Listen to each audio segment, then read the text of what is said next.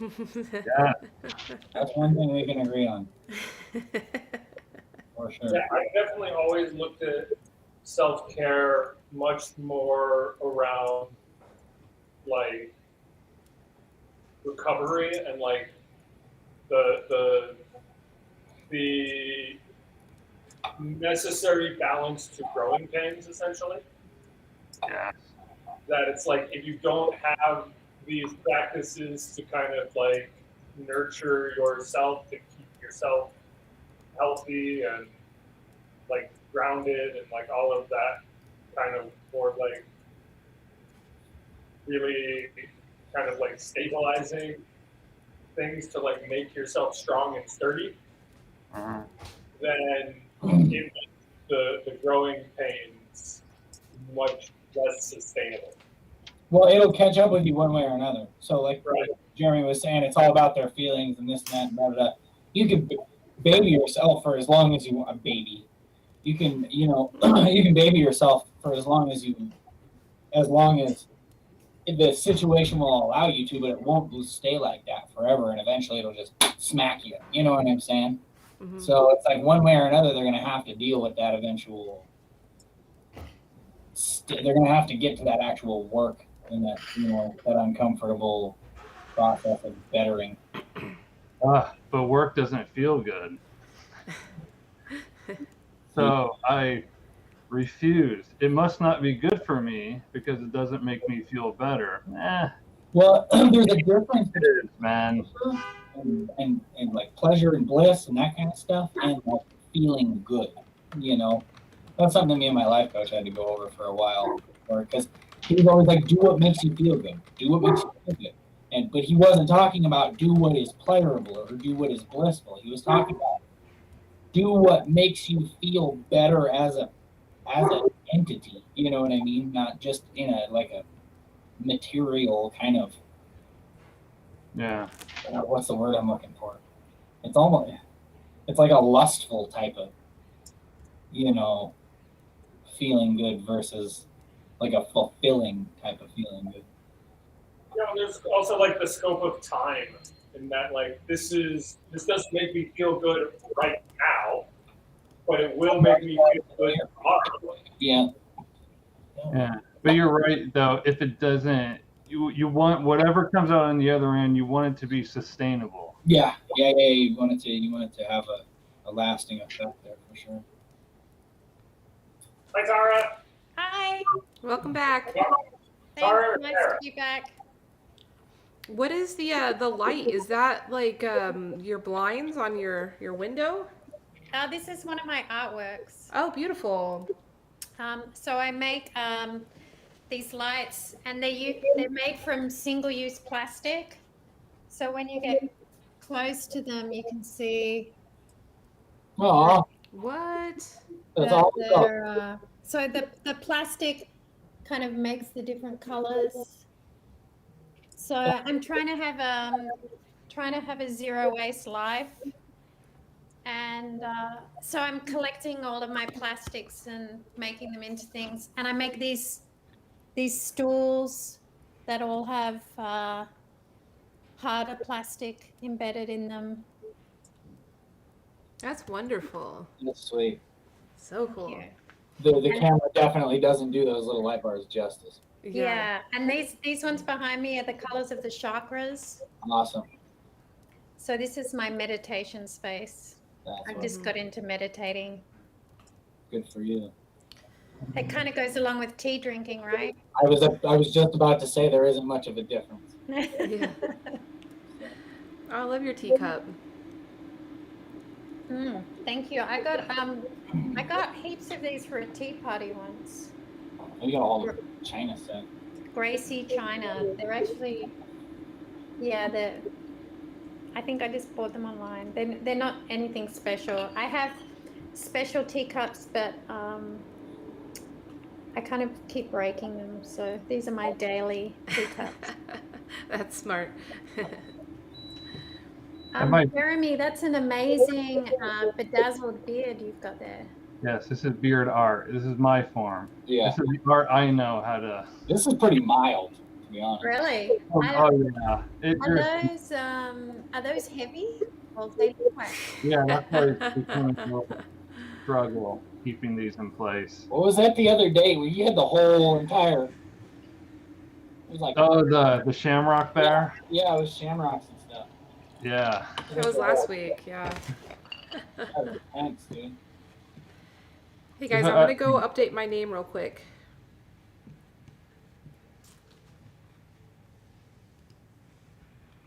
And make some tea.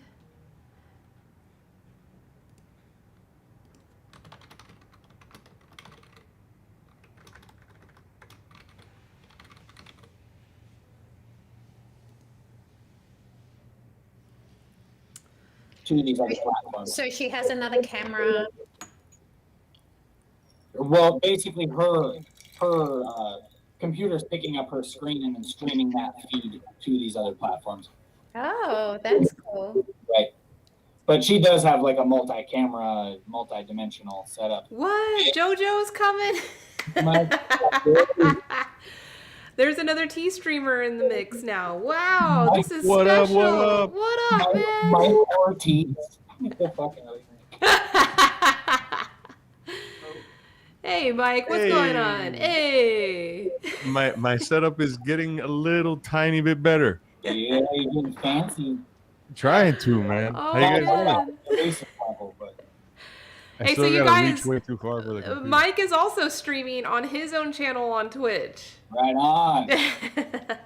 We're famous. Is that okay? Is that acceptable? Hey, I'm doing the same thing, man. Like, This is the most. That's what's up. Man. Now you can rate each other. Yeah. So we're live on the Topia Tea House, which is dope as fuck. And it was put together by Sam, who's a wizard. And thank you, Sam, for being a wizard. Yes, thank you, Sam. How you guys doing today? I'm halfway to poo drunk right now. So Oh, nice, good. yeah, we're having fun. We're kind of celebrating, Mike, because this has been 1 year that we have been meeting every Thursday for tea. Wow, nice. Yeah. We're going to celebrate next year as well. Oh, there you go, JoJo. You got it, man. You're getting good at this OBS thing. Oh, there's Mike again. Yeah, Or but now who is when I that? go there, when I do the that's pretty funny. When I do the OBS thing, like you see how like my window, what people see is just the Topia. They Yeah. don't see my input. Whatever, we'll figure it out one day. Yeah, how do you do that, Elise? I have a green screen, so I have multiple layers going on what I'm producing right here. Oh, and you have a Oh, disco that's a good ball. idea. Is that a disco ball? Yes. And can I make you bigger, or I can only make you that size? You can make it bigger. We'd have to like make me into a what do they call that? Presenter or something? It's a broadcast. So Tobia has a broadcaster mode, so I can set somebody into broadcaster mode, and then you'll be able to make their video larger. no matter where you go in the. Presently, we're all equals here. And there's Equal is good. I like that. Yeah, you know, Mike, what you could do is just like make yourself another camera window on your OBS. Just like add another video input of your camera, and then like yeah, just that's what make I'm gonna it try and do. That a sounds little like it rectangle would on work. top of the display capture. Sure. All right. Yeah. Pardon my all like, well, whatever. Pardon the obnoxiousness. I'll try. It's and work not this out. obnoxious at all. We're all learning. We're all having conversation, and that's what's cool about this. Is like even if we are kind of fiddling around and doing things, like the conversation can still happen. But if you want us to shame you, that can be Ray. Yeah, Yeah. Hey, all this shit though. the whole reason I got into tea was for the shame.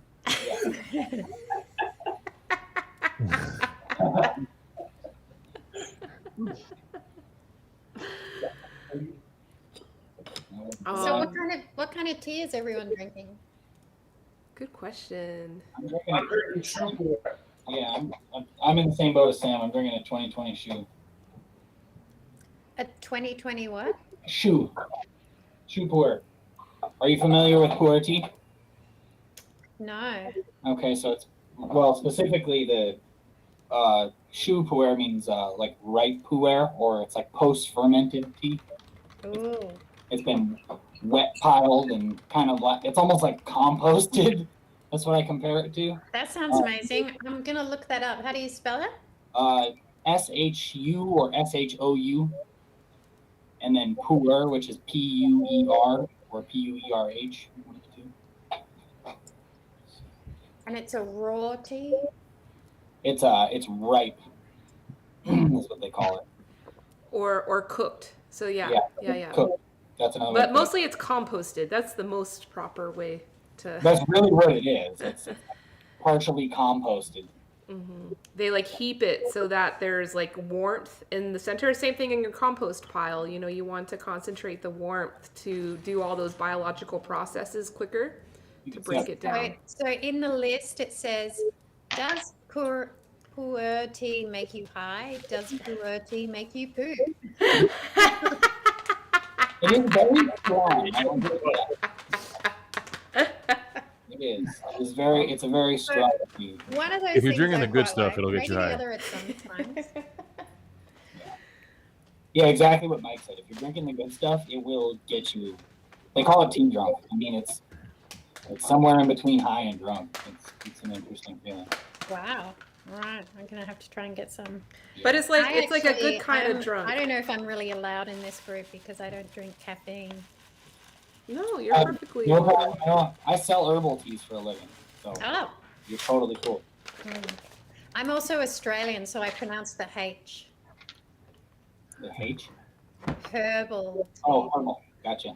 I mean, how are you going to do it? I'm on that. I'm like, you guys are missing out that H all these years. H. Well, we're happy to have you here. You're definitely showing up our friend Mafalda, who is also in Australia, and uses that as an excuse for not being able to come to Tea Talk. Oh, but I'm actually in California. No, this is a pretty bad time zone for Australia. Yeah. We're It's doing difficult. We have Where in California are you? In the Bay Area. Oh, cool. Sometimes LA. because we have a Danish friend that shows up all the time. Yeah, I'm surprised he's not here now.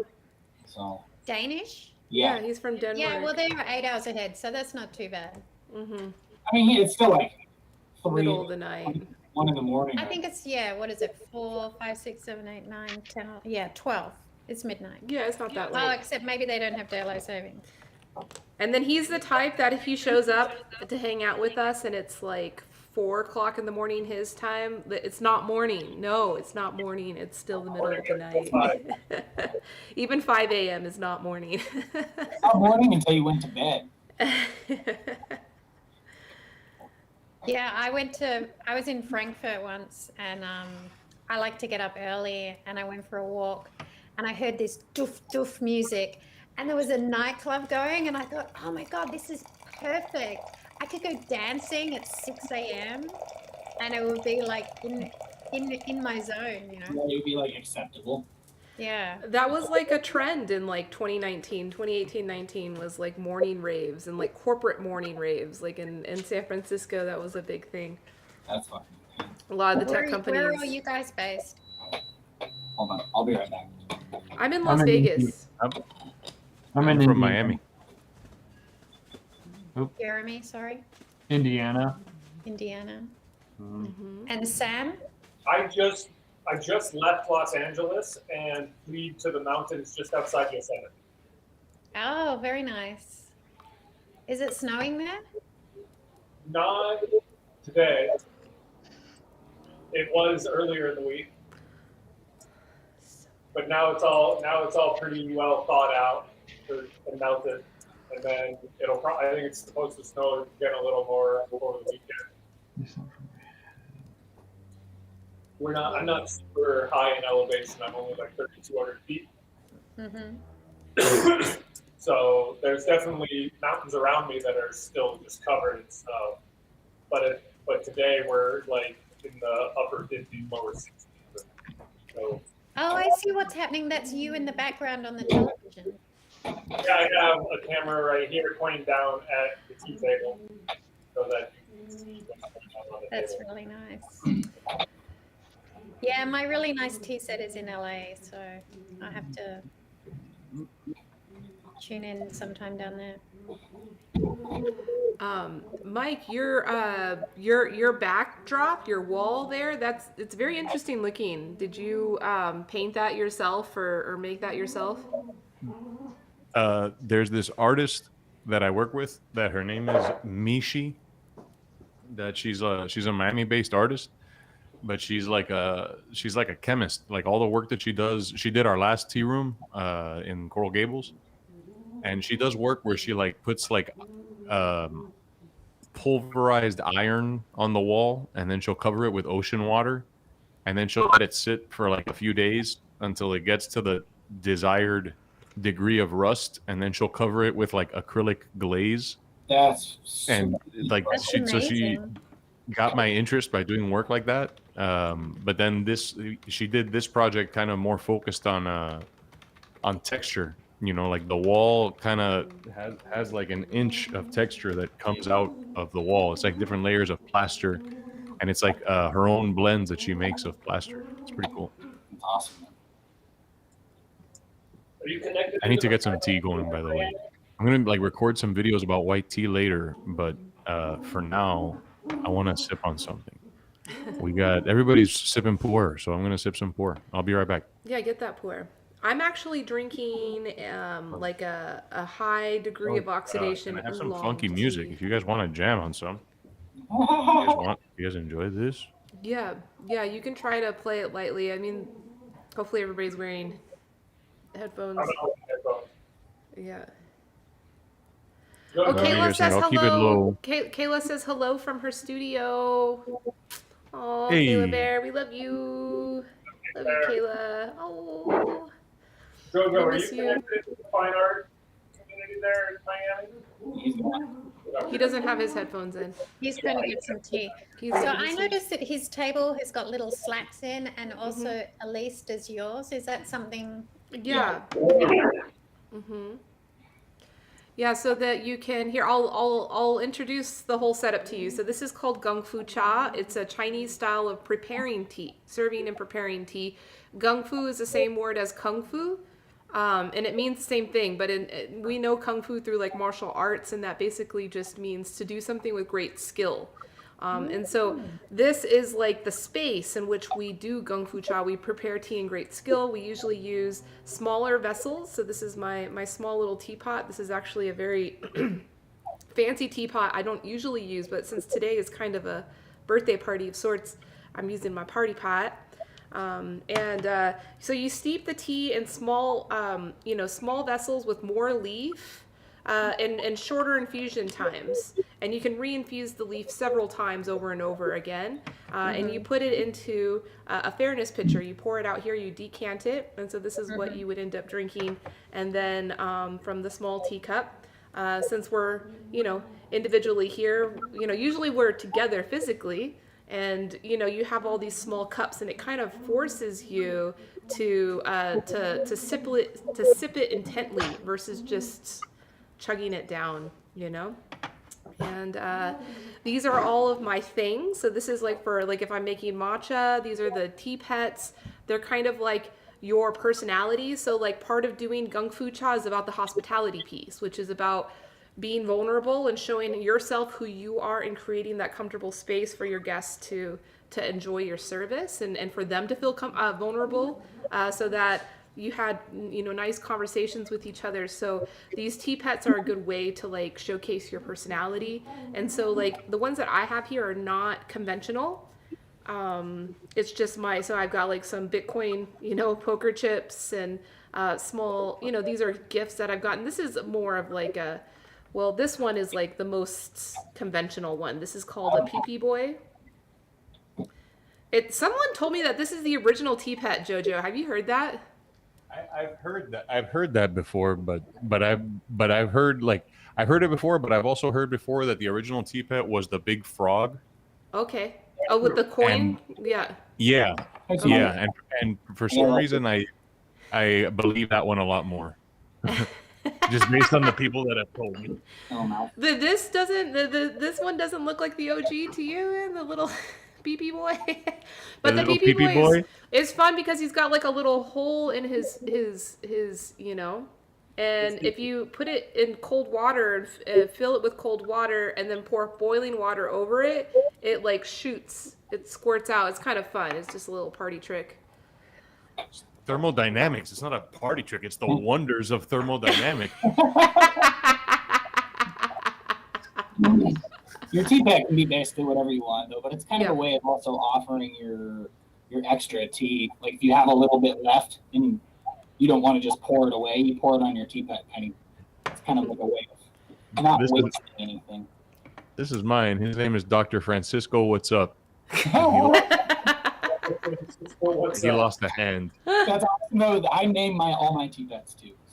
So. Yeah. Oh, I'm You going to must. need a teapot. And why does the table have slats in it? It's Oh, a to drum So that I collect can water, pour yeah. boiling water so there's all a over the table and that can go like underneath, so it'll collect all the extra water that you might spill or pour off or Yeah, whatever. I have a collection tray underneath. you see like this tiny little teapot? So like this teapot, I can pour boiling water all over the outside of it while it's brewing to keep it like the most consistent temperature possible. And then all that water is just gonna like go right into that tray. And Yeah, you won't be dealing with a big old puddle. Yeah. Or you can just be messy and it won't be a problem. yeah, that's true too. Wow, I've entered a whole serious universe here. Oh yeah, for sure. One thing I wanted to say though specifically was the multiple infusion thing that Elise was talking about. I mean, so depending on your type of tea, you can go up to like 15 infusions of it, and the flavor changes completely as you go throughout those infusions. You get a lot of those like bright top notes at first, and then it'll evolve slowly into the like lower bassier notes. And it's cool to watch the tea evolve instead of doing it Western style where you steep it for like a couple of minutes all at once, and it puts all of those flavors in that same cup. You get them kind of spread out if you do it little infusion at a time. It's like 20 seconds and then 30 seconds, 35 seconds. So you get there's a different cup every time you drink it. I was pretty horrified when I first arrived in America and I'd go to a diner and ask for a cup of tea and they would give me Oh God. a tepid cup of water in a tea bag on the side and I'd be like, what am I going to do with that? You're gonna complain to the manager. Yeah. And that's why we're here. Is 'cause we're Really though, like I like that's the only way that things are gonna get better is if we demand like, hey, listen, like this tea that you're serving is trash, and you guys are a pretty good restaurant. So why don't Well, you guys now I at least carry my own tea bags. Yeah, Baby there you go. steps. You got to carry a kettle though too, or a I thermos. have this really Because the cute water little temperature Japanese, is- kettle that it's collapsible. It's like made of silicon. Oh yeah. Oh, cool. Oh, that's great. To store your hot water.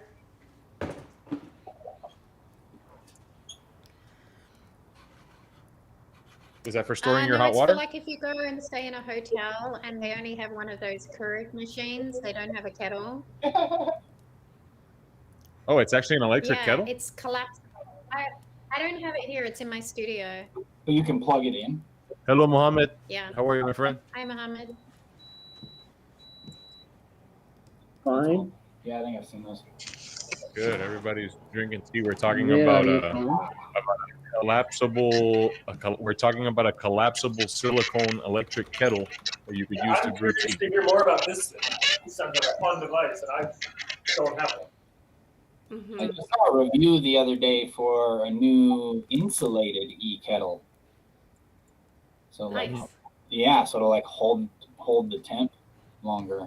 It's not gooseneck though, so that's I'm unfortunate. getting some feedback. Does that mean I need to go and get some headphones? No, it's hit here. If you Well, mute. headphones help. They do help with creating feedback, but yeah, it's yeah. Mohammed, if you can wear headphones, that would be great because you're giving us All right, feedback. I'll go get some.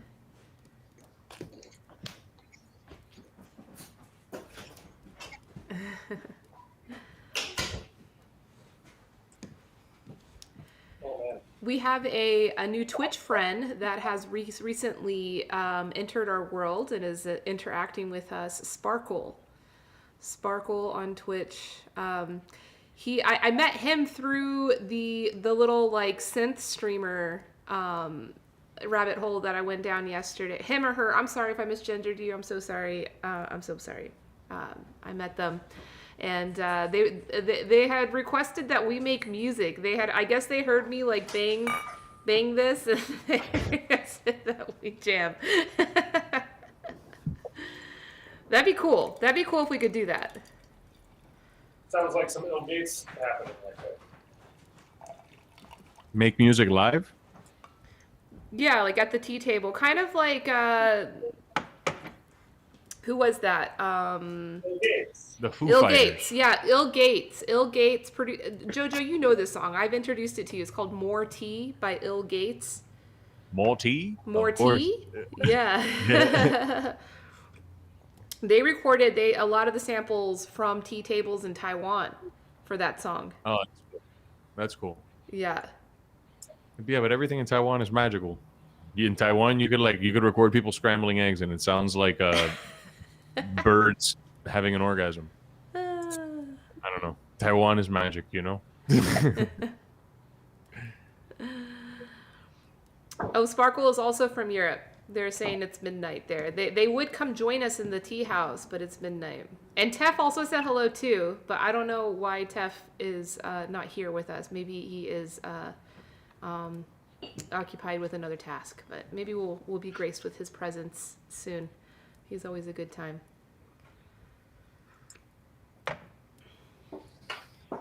So also, I see where can you guys hear me? Yes. Yep.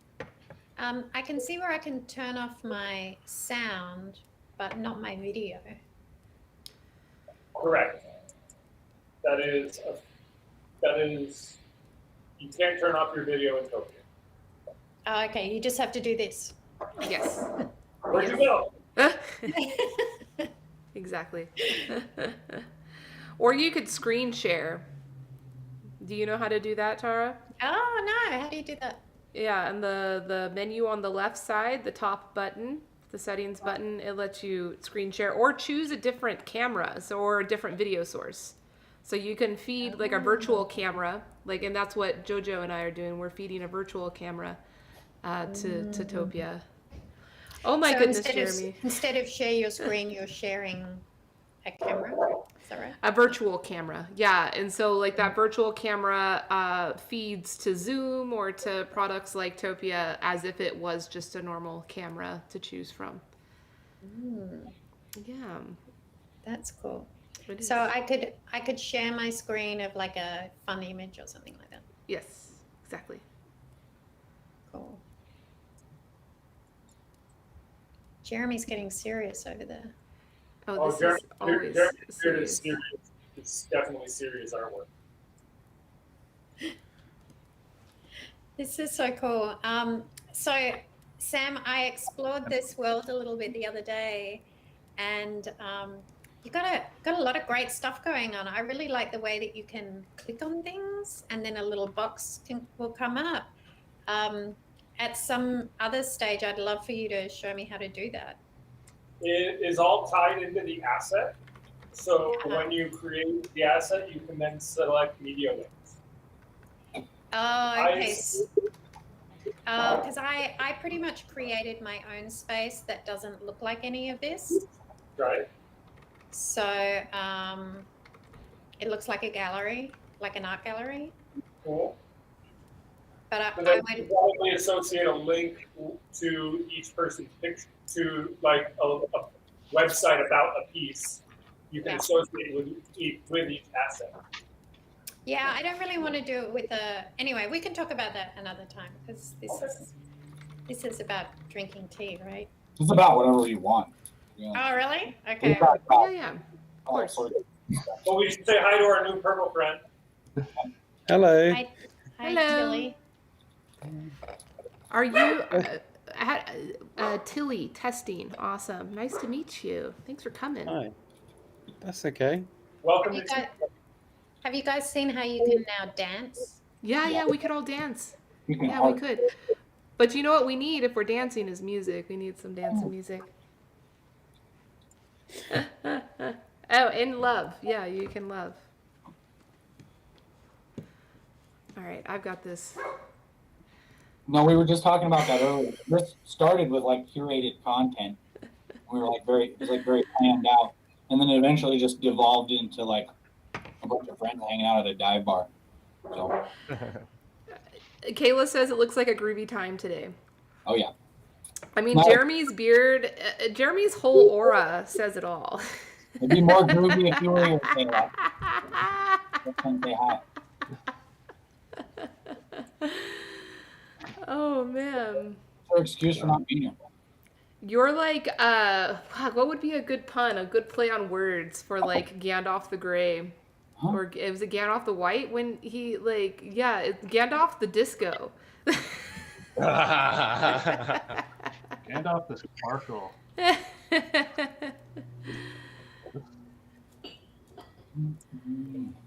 that's fun. I wonder if that was our friend from Twitch that came and left, huh? Did they walk away politely? Yeah, I have to explore. He's still in the world, actually. Okay, cool. Awesome. Cool. Maybe it is our friend from Norway. Or not Norway, but How can you tell that he's still in the world?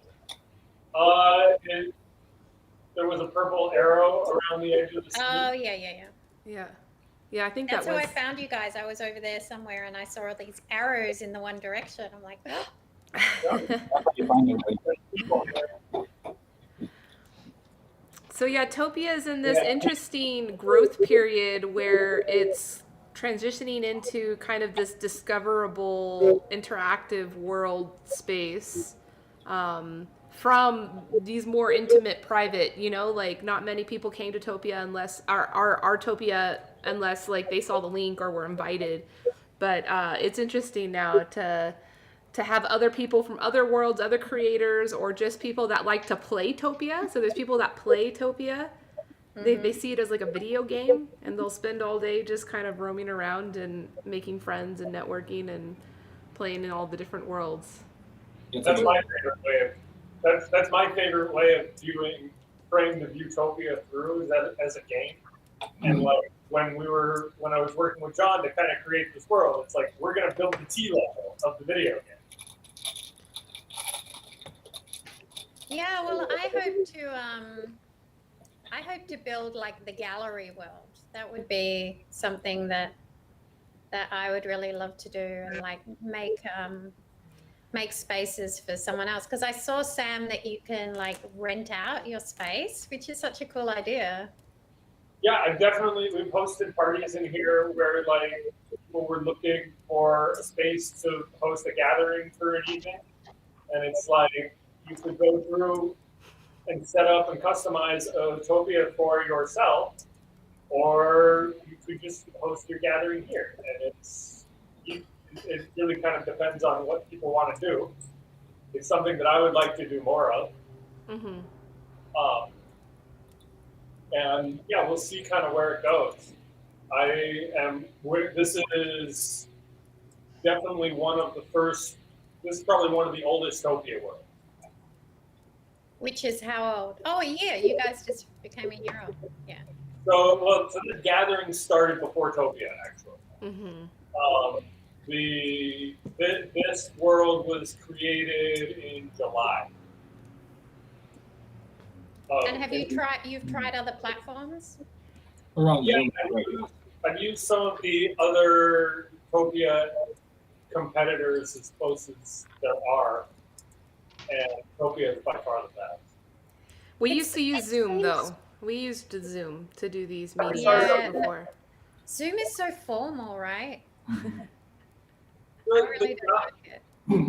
challenge that I found with Zoom from creating experiences is that the end user doesn't have any autonomy. Yeah, this is nice. You can wander around. Yeah, so my gallery event is gonna be Saturday week, the 27th, and I've got about 100 people coming. So I'm really curious how that's gonna work. Sweet. 'Cause That'll be awesome. yeah, it's going to be kind of chaos a little bit because like We can I mean, only fit 10 people on your screen. yeah, what happens after you have 10 people? They just So it makes it a little more difficult for if you get more than 10 people in like a small space trying to connect to each other. It makes it a little bit challenging. So when like laying out your world, you just kind of have to take that into consideration. So you want to just space stuff out accordingly. So Yeah, that I've built it in this kind of linear way so that you're walking through a gallery and then there's these kind of top and bottom bits where like there's video and I'm having an after party with a DJ live from Italy playing as well. awesome. So and that'll be interesting to see how because I'll get him to I guess to be in the broadcast mode Yep. so that and then will that mean that even if people aren't wearing headphones, there won't be feedback if he's in broadcast mode? I don't know. No, you're definitely going to want to encourage everybody to wear headphones, Yeah. especially when you get a lot of people in a space. Headphones is really important, but it's also fairly. It's not necessarily super hard to recognize who might be what user might be causing a feedback loop, and then you mute them. Oh, so I can mute them. So no, everybody can mute another person accordingly. Oh, when they're close. Right. Yeah.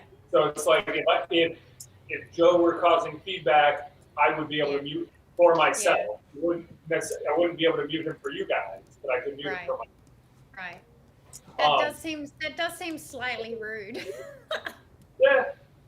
You know what? It makes it so that it's like I'm just not listening to you. Good night. Yeah.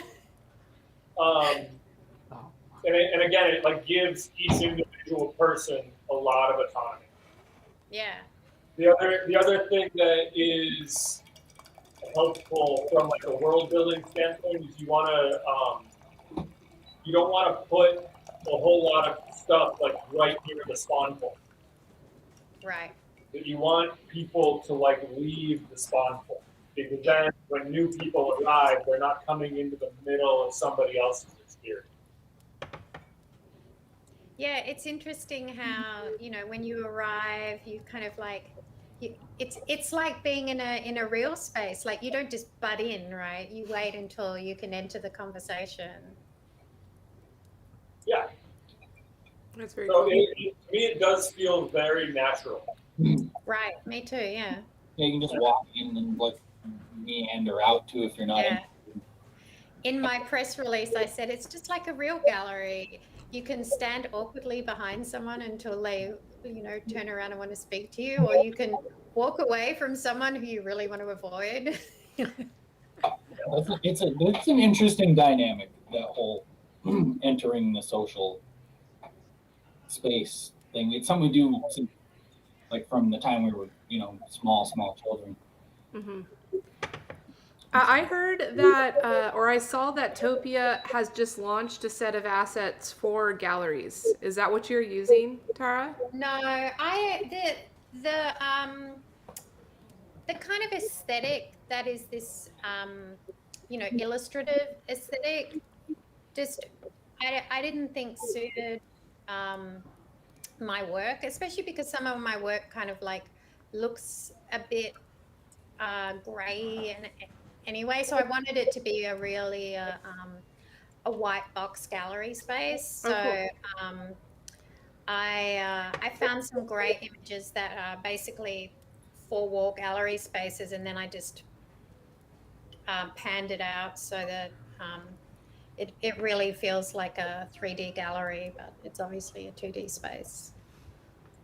But I played around. I had a friend who was building a 3D space in New York, and I tried out his, but he just hasn't quite got the back end worked out yet, so it was a bit buggy. But that was amazing. So that was actually really walking through 3D spaces. But I really love the usability of this. Like pretty much anyone can build in this on this platform, which is so accessible. That's really one of their biggest focuses is on accessibility and making it really kind of like immediate. That to use it, all you need right now, all you need is to be using the Chrome browser, the most common browser on the internet. And to be able to like start building a world, it's simple, it's free. They really are looking to empower creators to come and use the platform. Yeah. No, it's great. I went through the NFT rabbit hole last week. I don't know if you guys have done any of that, but I was like, oh, I could build a whole like NFT space here as well. But actually, because my work deals with environmental justice, I decided to hold off on the NFTs until the minting NFT doesn't use so much gas. Yeah, the innovation will happen. It will happen. And, you know, because, yeah, no one wants that to be the issue, and innovators are constantly figuring it out. Yeah, well, they're trying to get from a proof of work to proof of sale, which is going to be heaps. Speaking of NFTs, I have decided to host an NFT tutorial workshop / like networking event during Tea Talks in 2 weeks. So not next week, but the week after that, and I'll be promoting it and letting people know. So hopefully that'll bring some new people into the tea house to come learn about NFTs. Yeah, are you on Clubhouse? No, but I've been on Clubhouse, and actually that might be a good idea, Sam, for us to try to get the Topia room on Clubhouse that day and create a room. Yeah, let's ask Brian to help with that. I think Brian would like to help with that. Yeah. So there's a way that you can feed. I don't have an Apple phone, so I'm not on Clubhouse, and there's actually a lot of people like that. But you can actually feed your audio from a computer to your iPhone, and then feed that into Clubhouse. And so one of our friends, he's done that before, and we've been on Clubhouse via his account through Topia. Yeah, that was a funny multiverse night where we definitely have a community of people that are into this kind of like figuring out ways to do things that you're not supposed to be able to do. I like that. And at one point we had somebody in Elise's Twitch stream chat talking to somebody in Clubhouse through Topia. Yeah. Wow. All these layers of interactivity, and you know, it's like it goes between audio only to browser based to streaming to even like 3D virtual worlds. Yeah, it's pretty fun. It's pretty fun playing around with the internets like this right now. Awesome. Yeah, well, we're all home, aren't we? So we may as well. I have to go because my neighbor is going to give me a haircut, which I'm pretty excited about. Awesome.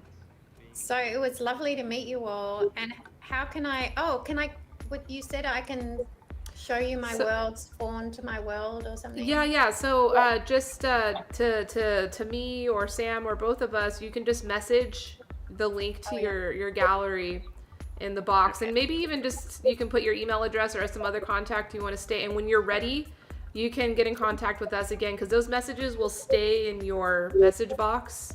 Yeah. And so you can revisit them and let us know when your event is or how you would like us to interact with your worlds. And then you can portal into our world too. You know, it's kind of fun. Maybe like during your event, maybe you could portal here for like just if people want to have like a space to sit and have conversations or whatever. Because I thought about creating especially when the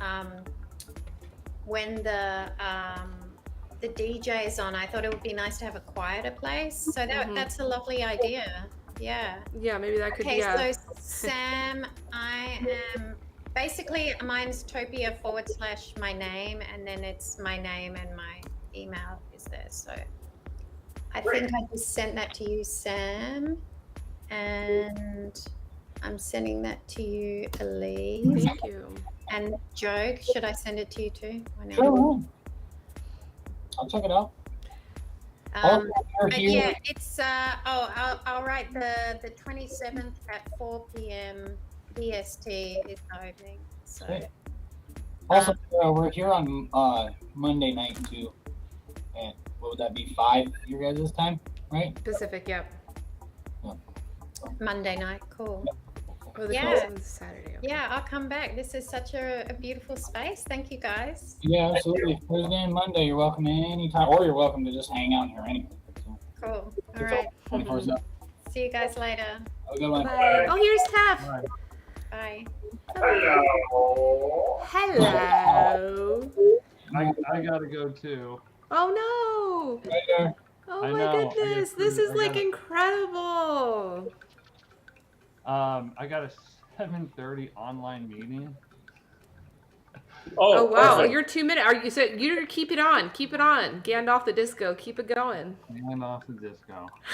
Yeah, I think we should just Well, figure I'll out. be back. Then I gotta head back out to the tequila bar. Oh, It's gonna be a rough night. So if you guys are still on in about 5 hours, I'll join you. I would like to be on in 5 hours just to see you high on tequila. Oh, do it. Yeah. I usually. Yes. All right, Jeremy, have a good night. We'll see ya. All right. See you. Bye. Bye. What happened to Mike?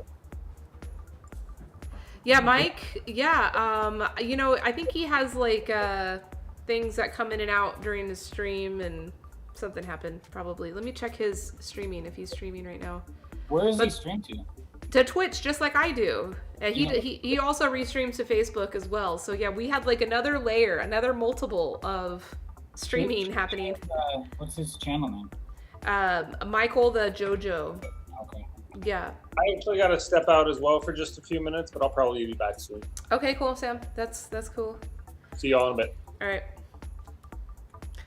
All right, so Joe, this is cool. We get to talk to an empty chair and a wall. Tef's big old empty chair. That's cool. He's like, I just want to put my chair into Topia. I'm just gonna throw it in.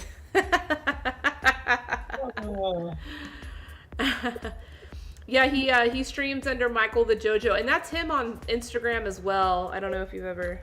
I don't really use Insta, so. Oh, okay.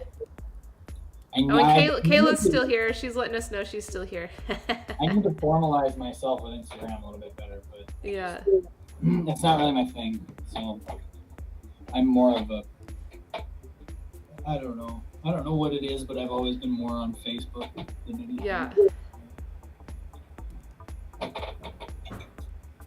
Just never really went into it. I did, however, get on Reddit, and then ever since then, the content on Reddit is wonderful. Okay, well, Kayla, yeah, if you feel in the mood, come join us. Come say hello. When you're ready to go get your computer, no rush. We're here for a while. Come say hi.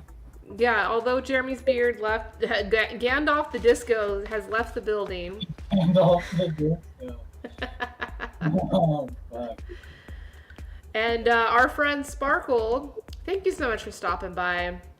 And for digging our style, digging our vibes, digging the tea house, digging the disco ball, digging you know, the sounds. I've got a little bit of techno playing in the background on my stream now, Joe. It's definitely not interrupting our conversation, but Sparkle had said that he was gonna try to go get some sleep, so I wanted to like put some like cool disco or there he is. techno. There's the tall man in his comfy blankie. All right. Hello. Hello. Hello. Hey, Tef. How was your St. Patrick's Day, man? 6'4" or something. It was tiring. I bet. Like, Ingrediology has this brownie box people could like order in advance, and then they could do a bake along. Mm-hmm. And like while they were like doing the big along on stream, I was like on Discord and was like behind the scenes and doing stuff with guests we should have on, like just sitting there and be like, ready, not, take your headphone on, take your headphone off, like that was tying in its own way. Well, now it's the day after. Was it, I watched it actually. I watched the stream. It was pretty cool. It was almost like, it felt like almost like a festival, like the festivals that I put together where there's multiple, you know, media sources and different things going on, conversations. It's cool. Yeah. So is he planning to do more of those? Yeah. Cool. He does.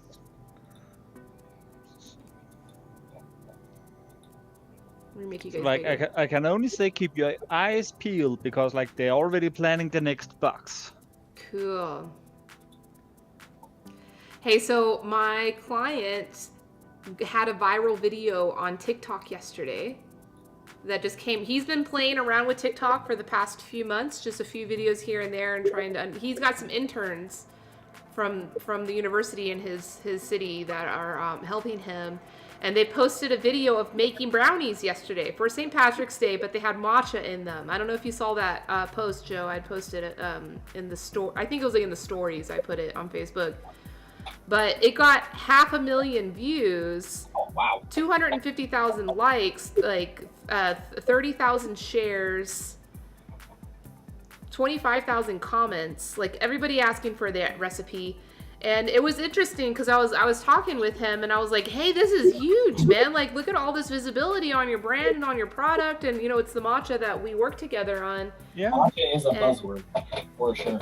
Yeah, but so the thing about the TikTok is even with numbers like that, like there's not a whole lot of follow through on it. You know, it hasn't really like resulted into anything for Shallow venue. It's kind of shallow. Yeah, versus like Twitch. You know, like how many people were there? Probably like 600 or whatever number that is, 1,000, maybe a little over 1,000. Oh, they're there with their tent in there. You know what I mean? Yeah, they got deep intent to like really engage with what's going on versus. I feel like there's kind of there's a ladder of interactivity that, you know what I'm saying, that, or like a staircase of interactivity based on which platform it is. You know, Facebook's somewhere right in the middle. You know, and then you got the ones that are like real low. You can just like, it's just real quick, kind of like stimulation, you know. And then you got ones on the other end that are like Twitch. It's like if you're on there, and that's what you're doing. Mm-hmm. You know, or like RPAN, like Reddit Public Access Network. That's a good one. Do you spend much time on RPAN? I have, but I don't regularly. Yeah. But when I do. That's what I'm doing, and I'm just like chilling there. You know what I'm saying? Watching somebody make mac and cheese or whatever. You know? Like just the dumbest shit. But it was really good during quarantine. During that like first chunk of when everybody got locked down, it was like there was some like real quality. You were like, yeah, this is good stuff. Yeah. You know? Just like weird fringe internet shit. But now it's back to weird fringe internet stuff. Tef, you got ants in your pants or something? Nah, I just did not want to have my legs falling asleep. Then dancing was a perfect opportunity for not letting the legs sleep.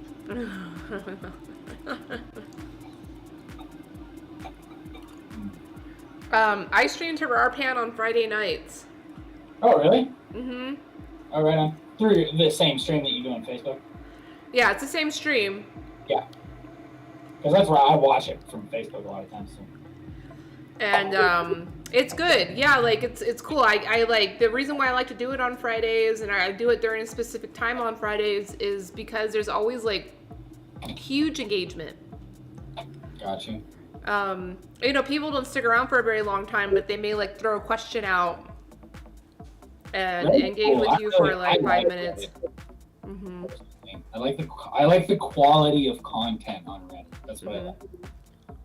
So it's a little bit more international, the crowd too. Yeah. And every now and then I will get somebody come from Reddit to Twitch. Like maybe once a stream, I'll get somebody. Nice. which is good, you know. That's how Yeah, you we've get been new on. people.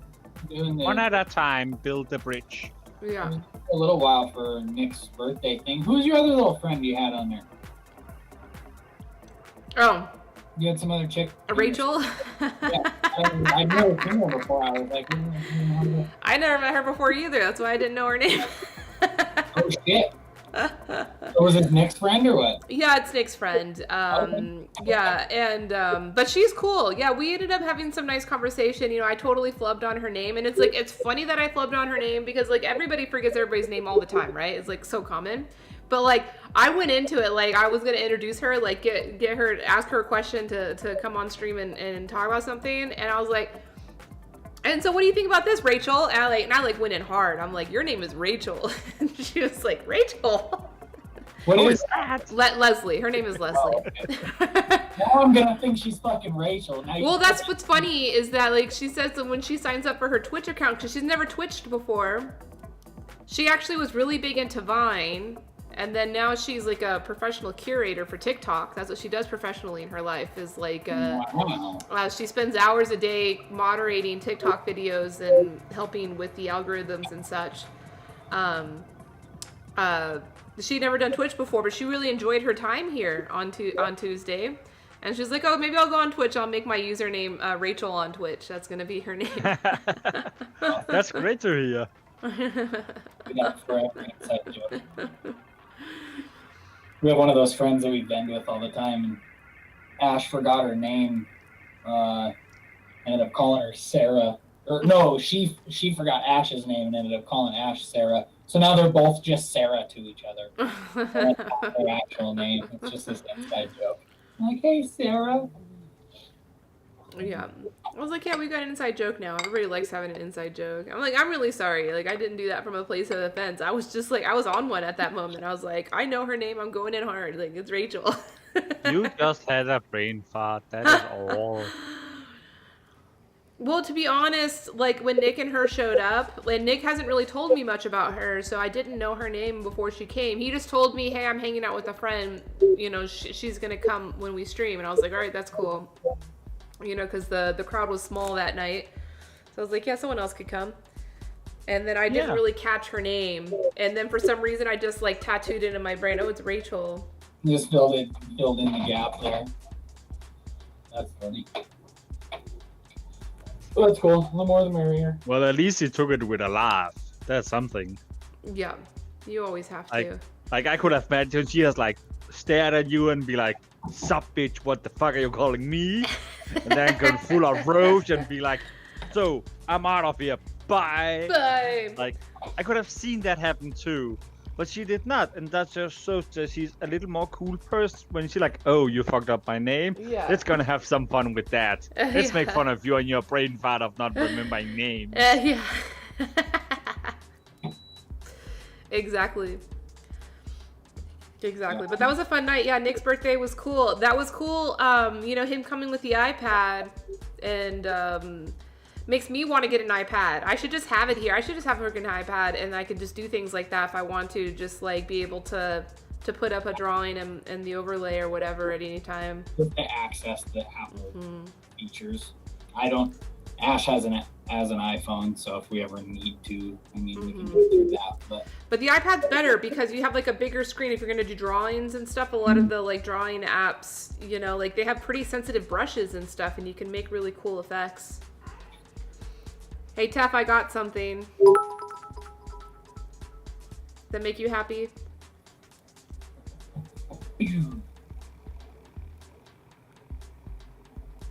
Now I won't ever miss any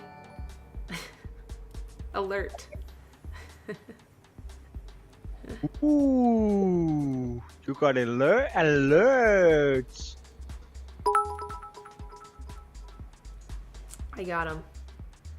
I've had them. I just like, so you know what happened? I totally, oh, and that's so funny. Leslie just friend requested me. She might be watching right now. That's funny. She heard us talking about her. Kayla! Yeah. I did it! I went and got my computer and some tea. Awesome. Welcome. So this is the shed. There's a bunch of I'm in the shit in here. Hello, shit. We love you too. It's okay to be a shit. Yeah. Is this your first time We in the should- tea house? What's that? Is this your first time in the tea house? No, Is when it the first time the shit is in the tea house? Oh yeah. I was Yeah, like, yeah. no, I come here all the time. I got here earlier. There was I'm a new guy. coherent. You what? Oh. Can you hear me now? Yeah, I could hear you. I said I'm coherent. I was making fun of myself. Okay. Yeah, when I got here earlier, there was some new guy here that was like, I walked in and he's like, "Hey, Joe, is this your first time?" I was like, "What the fuck? Who are you?" But it was all good. He was just like Leave it being to Joe friendly. to. He was like, "Oh hi." He was Yeah, he excited. just like immediately went into host role, which was super cool. I mean, honestly, it's nice to see people enjoying it and then like just have like actually, you know, putting both feet in. So Yeah. I was like, no, this is definitely not my first time. This is my 1 year anniversary, actually. So yeah, Tef, I had arranged these alerts months and months ago. Like even before the green screen, I had put the alerts, and then I programmed them and I tried to use them for one stream, and I guess it had like went over the bit rate that I was using, and that was like when I first started having the major problems with the internet and my streams going down. And so I was like, all right, I guess no alerts. Let me take it out of here.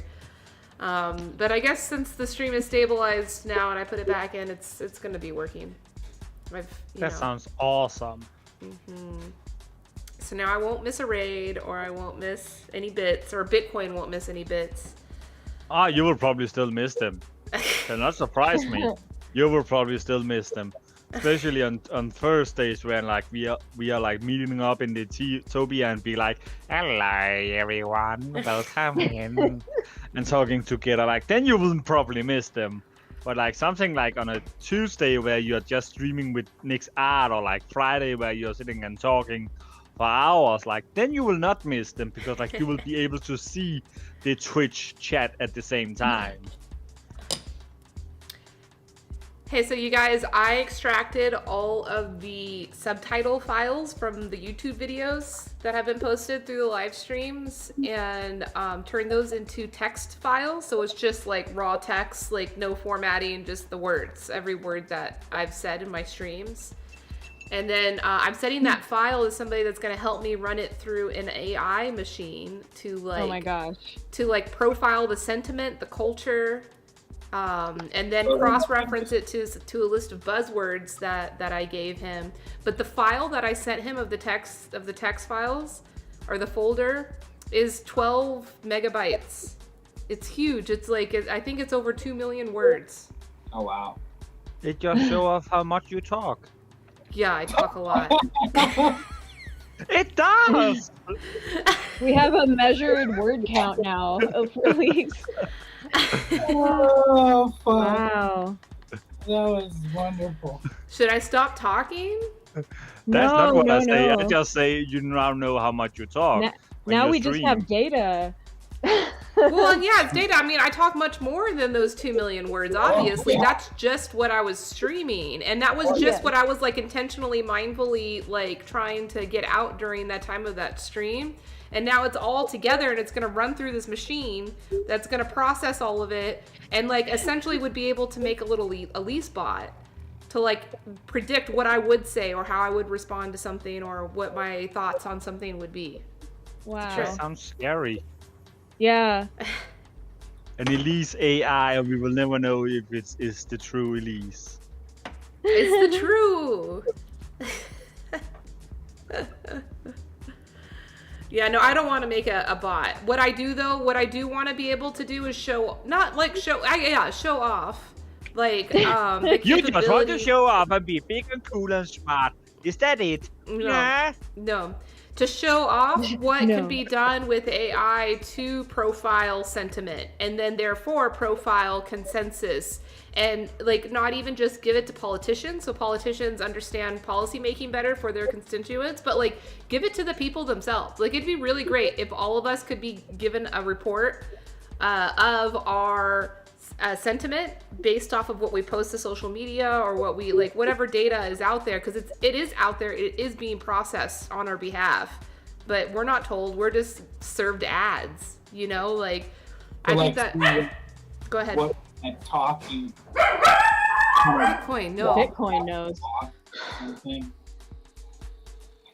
Sorry, Joe. What were you saying? No, I just basically said it would kind of like give you an idea of what kind of talk you talk and then what kind of walk you actually walk, sort of thing. Exactly. And then also Yeah. give you that profile of who you are in relation to the rest of your community. You know, Bitcoin, stop it. No. And kind of, Mm. Yeah. you're taking your identity cultivation to like a whole nother level at that point. So you're seeing it almost in like fourth person, Yeah. you know? It's Yeah. like a whole new dimension to you, the development of your identity, Mm-hmm. which is actually super cool. If you're doing it with, you know, some sort of It can kind of give you the sense of like how do other people view you when you are you, because like we have like this, there's like when you talk about you or like the consensus of me as a human being, there is like different way to know oneself. There is like the thing that I tell everyone that I am aware I'm telling everyone and how people see me. Then there is all the sides that I am showing off without being aware of me showing it off, but everyone else see it. Then there is the side that no one see, but I try to communicate out. And then there is the side that I'm not gonna show anyone, and nobody will ever see. right. Absolutely. Yeah, and that data kind of gives you a kind of something you can build a full picture off of, you know, so you're seeing it like in an additional dimension, an additional layer. Yeah, Yeah. because like you will know like, because like if we say like the interest of tea, you guys will like be able to see where my interest in tea is laying, and the information I'm giving you, the information I'm basically holding back from you because I'm telling about that information everywhere else, but not about you. Mm-hmm. And then you can see how well it's overlapping into what you can see and not can see, basically. That's the thing though, and statistics are dangerous though. Like you have to take that shit with a grain of salt. Like if you take those, you know, like you get the AI and the statistics and the data involved, and it's like we can't look at that as the only dimension, and that's very, very, very important, you know, because there actually has to be the experiential dimension of your identity as well. You can't just look at like, okay, what am I from all this data, and then assume that's what you're like, you know. Oh yeah, that's true, because like some of the statistics will be like that when I'm talking with you guys, the concept of tea, I'll talk about 100% more than if I'm not talking with you guys. Right. And therefore it is telling me that I'm basically never talking about tea with anyone else, and therefore I'm holding it secret. But that is where we have this experience mentality that you're talking about, is that like people who are together with me like see that I'm not talking about tea because we are talking about other stuff. Like when I'm on Twitch, I'm not talking about tea. I'm talking about stuff like games and food and bullying of Elise. That is what other people see. But like then when we are like in this little tea area, we are talking about tea. We are talking about hospitality. We are talking about, hello, I'm being creepy a little so everyone can have a little enjoyment with that. Like, and that is another way to talk about like, and therefore this statistic is like, okay, 100% here, 0% here, but the people can truly see that the reason it is 100% over there and not here is because of the people I am together with. Right, yeah, the environment makes all the difference. Absolutely. Exactly.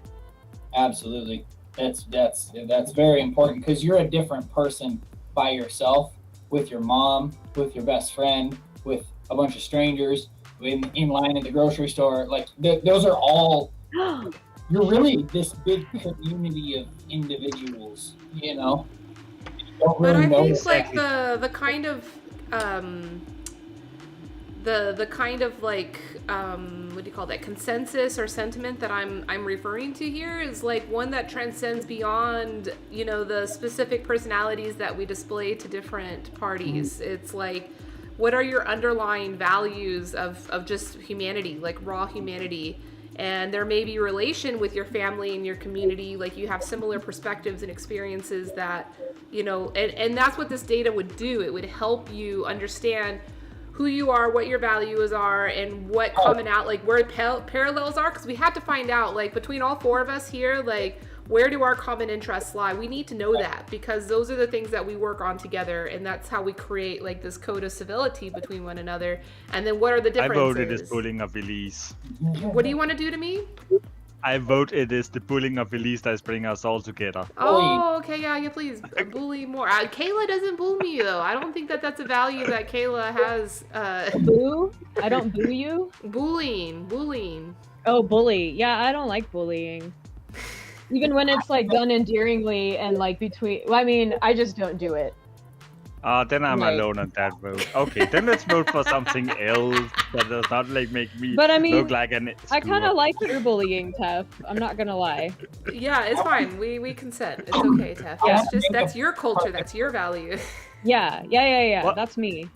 What did you want to say? Point though, there, like you said, it will help us figure out these things, and that's the important part, is not to take it as the sole indicator of anything, Yeah. but to take it as another layer to add on there, so when we can see this sentiment that is collected through all this data, that's one aspect of a holistic picture. You know what I'm saying? Mm-hmm. It's very, very, very important not to like look at that data and be like, okay, that's how I am, you know, or that's where we all get along. And it's like, it's way deeper than that. It's an awesome way to add to it and add to the complexity and the nuance of the situation. Which Yeah.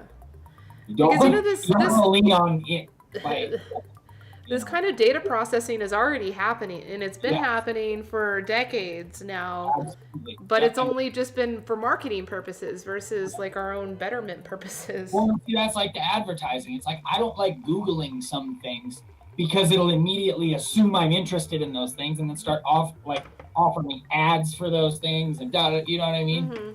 It's that same thing. It's like, I'm just because Versus if a politician or a local like representative for you sees that information, is like, oh, this person is curious about solar energy, or this person's curious about this, like maybe I should reach out to them and educate them of what resources are good for them, and you know, anecdotes in the area, other people's, you know, stories, and instead of a marketer stepping in and saying, oh, I have the thing for you, like here it is. well, yeah, the person with the advertisement is like for the sake of itself. You know what I'm saying? Whereas if you put someone with an actual role in that position, Mm-hmm. you know, that's kind of how I approach our advertising. It's like, I'm not going to arbitrarily advertise. If I advertise, I'm specifically reaching out for a certain reason, and I want you to hit me back up so that we can connect on that point right there. You know what I'm saying? Mhm. I'm not just going to like throw stuff out there until you bite on something. You know, I think that's very important. Absolutely. I need more tea. So yeah, that's something that I'm working on, and this person that I'm hoping helps me has worked on other projects with like non-government organizations and government organizations to like evaluate sentiment in various online communities for like social uprisings. And like political stuff, like serious stuff, you know, like how to trace sentiment to know when something like is going to happen based off of data that they collect from history, and then compare it to current data that's being fed in from Twitter or, you know, any other data source, you know. And predict when a bunch of people are going to raid the White House or something, or the Capitol building. You know. Well, I think that one was really obvious. I don't think.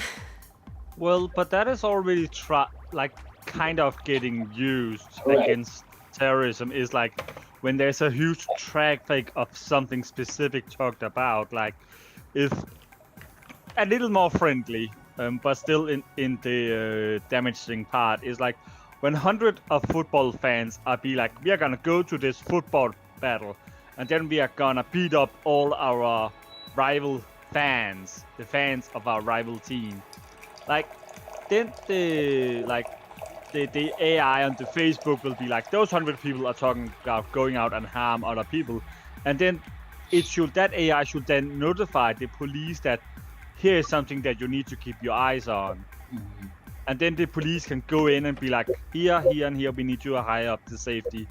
The hardest part with all that is context, though, because AI doesn't understand context and sarcasm. Exactly. Things like and that. That's why, and that's why the AI is like picking up on it, and is need to send it off to a human who can sit down with the ability to know context, ironic, sarcasm, and can like read through the stuff. I know one human being cannot read it at all. Yeah. But like there will be a little SWAT team that's sitting down and reading every comment and stuff and taking action of it. Yeah, the AI can just bring the signals. Exactly. So it will just bring it up and be like, this is something that is like having a huge communication factor. Yeah. Hey, you guys. Yep. My up, first girl? geocache just got published. Oh. You can now go find it. Sweet. Well, I can't find it. That's a long ways away. I mean, Kayla, at some point. I love you, and I really think you're a cool human being, but I'm not gonna traverse the sea just to find your geocacher. Okay. Okay? I don't hold it against you. But on the other hand, I can also tell you, I'm not gonna go and find it because I will let that joy be to another human being. I will let those go out, find it, and find the joy of finding the stuff you have left out for them to find. Sweet. That's sweet of you, Tef. How It's like nice I'm saving it for everybody. to go from Denmark to find her geocache. And if we shave it all off and just be super simple about it, I'm too lazy to go geocaching. You want to know? So the Mars rover that just landed on Mars, it has a trackable code, so you can log it into the geocaching website and like log this code, and then it's like you discovered this trackable on the Mars rover. So the headquarters of geocaching corresponded with NASA to like send this code up there, and now they have this page that you can like read about what the rover's doing if you follow that trackable. Oh, cool. That's awesome. I was like, that is like next level nerd stuff to like put a version of a geocache on the Mars. Like, can you stash away like NFTs there instead of like physical geocache things? You could put like digital assets in the geocache. they have Earth caches where you go and it's like a biology lesson or like a geology lesson. So you go to a place and you fill it out like that. But and then there's ghost ones where you just go to, or virtual. Yeah. You just go and take a picture or something like that, but there's not actually a thing. Is that what you mean? Yeah, well, so NFTs, which we'll be having a tutorial session here during Tea Talks in 2 weeks. So come learn about NFTs. I know they're hot right now. Everybody wants to know about them. But yeah, they're like digital assets. It's a little confusing. Like your little tea fairy? The tea fairy could be one. Yeah, I could mint that as an NFT and like have limited amounts of them, and people have to exchange certain cryptocurrency to get access to it and to own it. It's But you basically could- like that. There's a lot of people offering NFT. It stands for non-fungible token. So it's like something unique that can't be swapped. Like money is fungible. These are non-fungible, so they can't be traded directly for each other. But there's a bunch of like musicians, they're going to be coming out with like unique, like original songs that only you can get if you buy. It's like, what's the word I'm trying to think of? Encrypted into your DNA? Well, but it's like exclusive content. There we go. So it'd be To your like digital DNA, whatever your yeah. exclusive merch, exclusive experiences, exclusive items. People are doing specific paintings, and then that painting is worth so much on the digital market, you know, and can be transferred around. It's kind of like collecting sports cards and shit, you know. Which actually, I heard right now there is like a big boom going on with sports cards and like Pokemon card collecting and trading. Absolutely. That there's like a legitimate, because there was like a shortage because of the pandemic. There was a shortage of production, so a shortage of supply, and so now there's like a legitimate like profit opportunity to like go be like the first in line at a store in Target or Walmart and buy out all of the cards, and you're like guaranteed to be able to turn it around on eBay like right after that and make almost double the money. Yeah, it was like the PS5 thing. Yeah. Same deal. Yeah. Scammers. Yeah. Scrammers. Are you into that, Tef? Are you standing outside the line to get your Pokemon cards to sell? No, because I do not do Pokemon cards. I am happily with just my video card once every year. No, but like, there is a difference in this thing because like, going out and then just buy all the Pokemon cards that is like being assured of is one way to turn around the price of a card, but that is like a fake price to turn around because like back in December, I know there was like an auction for a Charizard card that went for almost at least $3,000. Wow. And that's because like that card is like from the first edition. But that's like because it's not because you cannot get a Charizard card. It's just because it is from the first edition. It can be proved to being that. And then you now have like an entire new line of cards that just need to be bought. Like you need to buy them to be able to use them to fit into the new scene of Pokemon competitions. If you do not have the new cards, you cannot be able to compete, and that's where the problem handled because like one thing is just like no production. Another thing is like I could go out and buy all the Pokemon cards I want and still do the same trick, even if there was not a shortage, like a production low time of it, because like it is card that people want.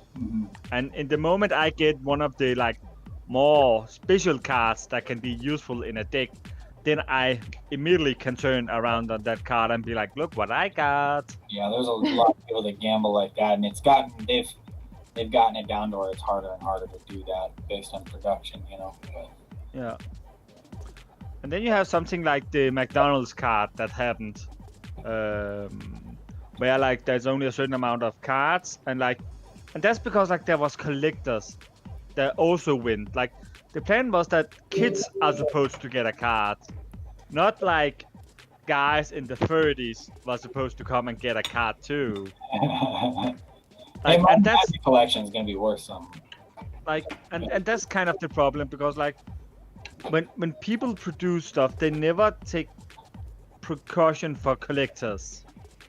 Well, you never know what's gonna be collectible. I think that's the hard part.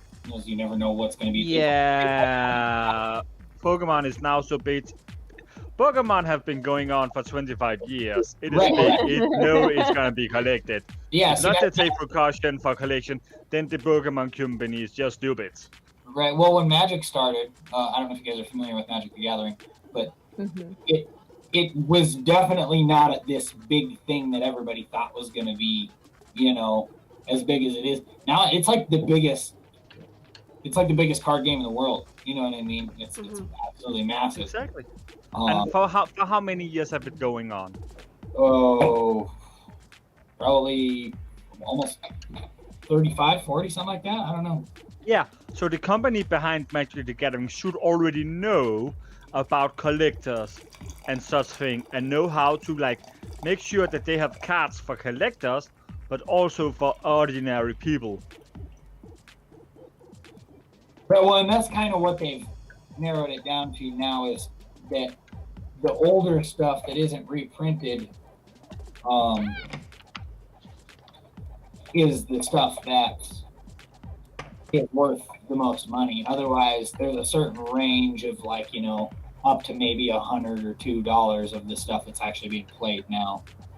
Yeah, But but like if they're producing, $15,000, you know. Yeah. So, but if they're producing new cards, a new picture, an entire new card, and produce that, and he like, okay, we can only produce so many of them, then they should like make enough so both a big amount of collectors can get them, but also standard human beings. right. Because Right. like Magic does a pretty good job of that. So does Pokemon anymore. They've figured it out. They didn't at the beginning though, and that's why those cards are so worth so Yeah. much. Is because they didn't print a whole lot of them. Now they print enough to satisfy the demand, you know. But they didn't, well you know, now they have also grown so big that they need to do it. yeah, absolutely. Yeah, now Because you literally play Magic for a living. So, yeah, like if they do not print enough cards so it can be worth it, then people are gonna drop the cards and just be like, it's not worth it. Why should I do it if I cannot get the card? it's too hard to get what I want. Yeah. Et cetera. Yeah. Yeah, well, now you have the internet, so now you can go buy whatever you want specifically, and you don't have to rely on like the randomness of a pack. Yeah, now you just need the money. Yeah, now that's exactly it. And you can go online and figure out how to build a deck. Like you can just go get a list of cards, plug that Yeah. into the website, buy them all, and then you didn't put any work into your deck. Whereas before it was like you bought packs and built a deck based on what you had, and then tried to make it better. And there was a little bit more of a commerce going on, and now There was a bigger reason to trade. yeah, the internet has made that way too easy. Now it's just like Now it's no longer trading. Now it's just buying. yeah, basically, yeah. Like because like back for those 20 years ago when I got cards, I was like, I did not know how to play Pokemon. All the instruction was in English. I had not learned English yet. Is that And it's Japanese. So cute. Is that Kawaii. plastic? Are you gonna paint It was it? looking at Tuff while he was talking because Tuff's over here. Aw. Is it plastic? Or is this Yeah. Oh, okay. I was It was hoping. from Hello. the dollar store. Yeah. Oh. Are you gonna paint that? Ah, No, I think I'm gonna put it in like one of these tins. So there'll be like a bunny, and I have like a cupcake and a unicorn. Are you One gonna of like the- glue them? Are you okay, gonna glue do them? one of the tins Yeah. have moons and Cool. stars? And I have a dinosaur too, and the green will so like cool. complement the purple really well. So Yeah. oh, and the best part, Oh, shit. I'm making it for my friend. There's a sloth hanging from a rainbow. Cool. That's awesome. So I would like to put that in there. Maybe not all those things, but those are my options. I've got If a, one of your tins have a moon, then you should put the bunny inside that. Yeah. This one has a star. Does that work? That also works. But here's a moon too. If you have one with a moon, then put a bunny with it. Oh, okay. Rabbit in the moon. Yeah. Mhm. I'll do that for you, Tough. Next time. Good. Hey, so on that note, anybody out there who's got Altoid tins Yeah. and like doesn't need them, you can send them to Freeform Spirit. Inquire about address. Yeah. Bitcoin. Stop. Bitcoin knows. I Yeah, remember you guys- Conan O'Brien did this bit back when I was a kid. It was just like one of his random bits, and I just like still have never forgotten about it. Where him and Andy like went back and forth, sharing with each other their uses of their old Altoid tins. Oh, It's really funny. Let me see if there's a video. There's got to be yeah. a video of it on YouTube. Tell me more about that. I'll link it to you. It's so funny because it was like, and it was like off. Like it was not like, I mean, of course, yeah, Altoid tins is like a major hack. Like, of course, everybody likes to use them. I've But only they used were that for they were hints. using them for like really ridiculous things. It was like, oh, this is where I store my spare fingers, and like Andy like opens his Altoid box and it's like got all these fingers in it, like human fingers. That's funny. I was gonna put scapulas on one. I was gonna like paint. This is where my scapulas are. This is where my dying wishes are. Exactly. This box contains my last hope. What are you guys doing for the solstice? Or The equinox? equinox? No, that's women. When is it? On the moon? Yeah, The new well, it's like 3 in the morning tomorrow on Saturday. So I'm probably gonna paint. Yeah, or be geocaching. Or gardening. I've been gardening a whole lot. we're gonna do some Elise, this is one of your 10s. Maybe I can paint one. Yeah. A tea let tea thing sometime Oh, that'd be cool. while we're hanging out. But yeah. we're gonna start a cleanse again. Usually we cut out a few things for the spring equinox. So cutting out Yeah. cutting out gluten and sugar for at least 40 days.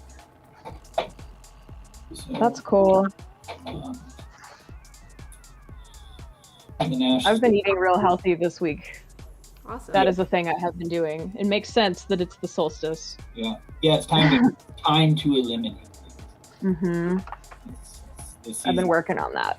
transition. So it's time to spring cleaning, clean house. I love this time of year. It's hard in a lot of ways as you move back into active mode, but it's you feel so good after you do some of those things. You know what I mean? Like eliminate food, a couple of like food items or whatever, food classes, and then like I need to go clean my storage unit out. And there's just a few things that after everything's said and done, I'll feel pretty damn good about. I'm excited for it. Yay. Yeah, I had one of those days yesterday. I did like a deep clean and I like bought soil and like dug a bunch of holes and put plants in the ground, and it was like I did all the things. That's Oh awesome. my gosh. Yeah. Exactly. So, mm-hmm. It's not quite warm enough. We got about one more cold front to come through before I start messing with the garden. So. Dude, you guys have had a long winter, huh, Joe? Yeah, it was really mild, but I think it might last a little while. So, Mm-hmm. But, I mean, a long winter for us is like some snow at the beginning of June. So, but yeah, we still got a couple few weeks before things start popping off, and then it'll be like mushroom hunting season. Ooh. Nice. Then it'll go right into, I just remember when I friggin' went to go visit you, I was like, oh, I'm gonna beat the rush. I'm gonna beat the winter. Nope. Nope. Winter started early for you guys. Yeah, it did, but it was like I said. So it started early, and I think it's gonna end late. But it was super mild. Mm-hmm. It hasn't been like we have at least 1 or 2 storms where we get like a couple few feet, and we haven't even had one of those yet. So Yeah. So we might get one, but it's been like fucking 40, 50 degrees most days. You know what I mean? It's been super nice out. We got that really cold polar blast, but so did everybody else. Yeah. But yeah, it's been real nice. Like, sun's shining, it's beautiful outside right now. But it will, it'll get down to below freezing, and so it's like you can't quite put plants in the ground yet. Yeah. Well, you can put them in, but there's no chance that they will survive. I'm gonna go for you. Only the toughest of vegetables Right. will survive. Yeah, unless you have like a high tone or like a greenhouse or something, then you can maybe. Totally. But yeah, our low garden is it's got another month yet probably before we clear it out. So That's exciting. yeah, I'm ready for the new season to come around. We got a lot of things in store this year. New clients, new events, workshops, all sorts of stuff. It's gonna be popping. Like starting April, I think like things like boom overnight is gonna be like popping. Yeah, we're already Wow. like the schedule already. Like, I'm scared how full it is. You know what I mean? Wow. We've got so many invitations to do so many things. It's like, God, people are starting to get way more interested in stuff. Yeah, they want to be out. They want to be interacting, learning, experiencing. People love learning, and it's like half of our job in the first place. And so it's a thing that people want to learn about. So every other day we're getting somebody that's like, hey, you want to do presentation, or you want to do a tasting, or you want to do a workshop, or you want to, you know what I mean? Like something's involved. And then we got new businesses opening up because a lot of places closed, right? And so now you have a bunch of empty spots, and then you've got new places popping up in their place. And they're places that are more likely to house things like what we do, you know, tea and herbs and things like that. They're either smaller, trying to promote local, or they're healthier, or you know what I mean? Yeah.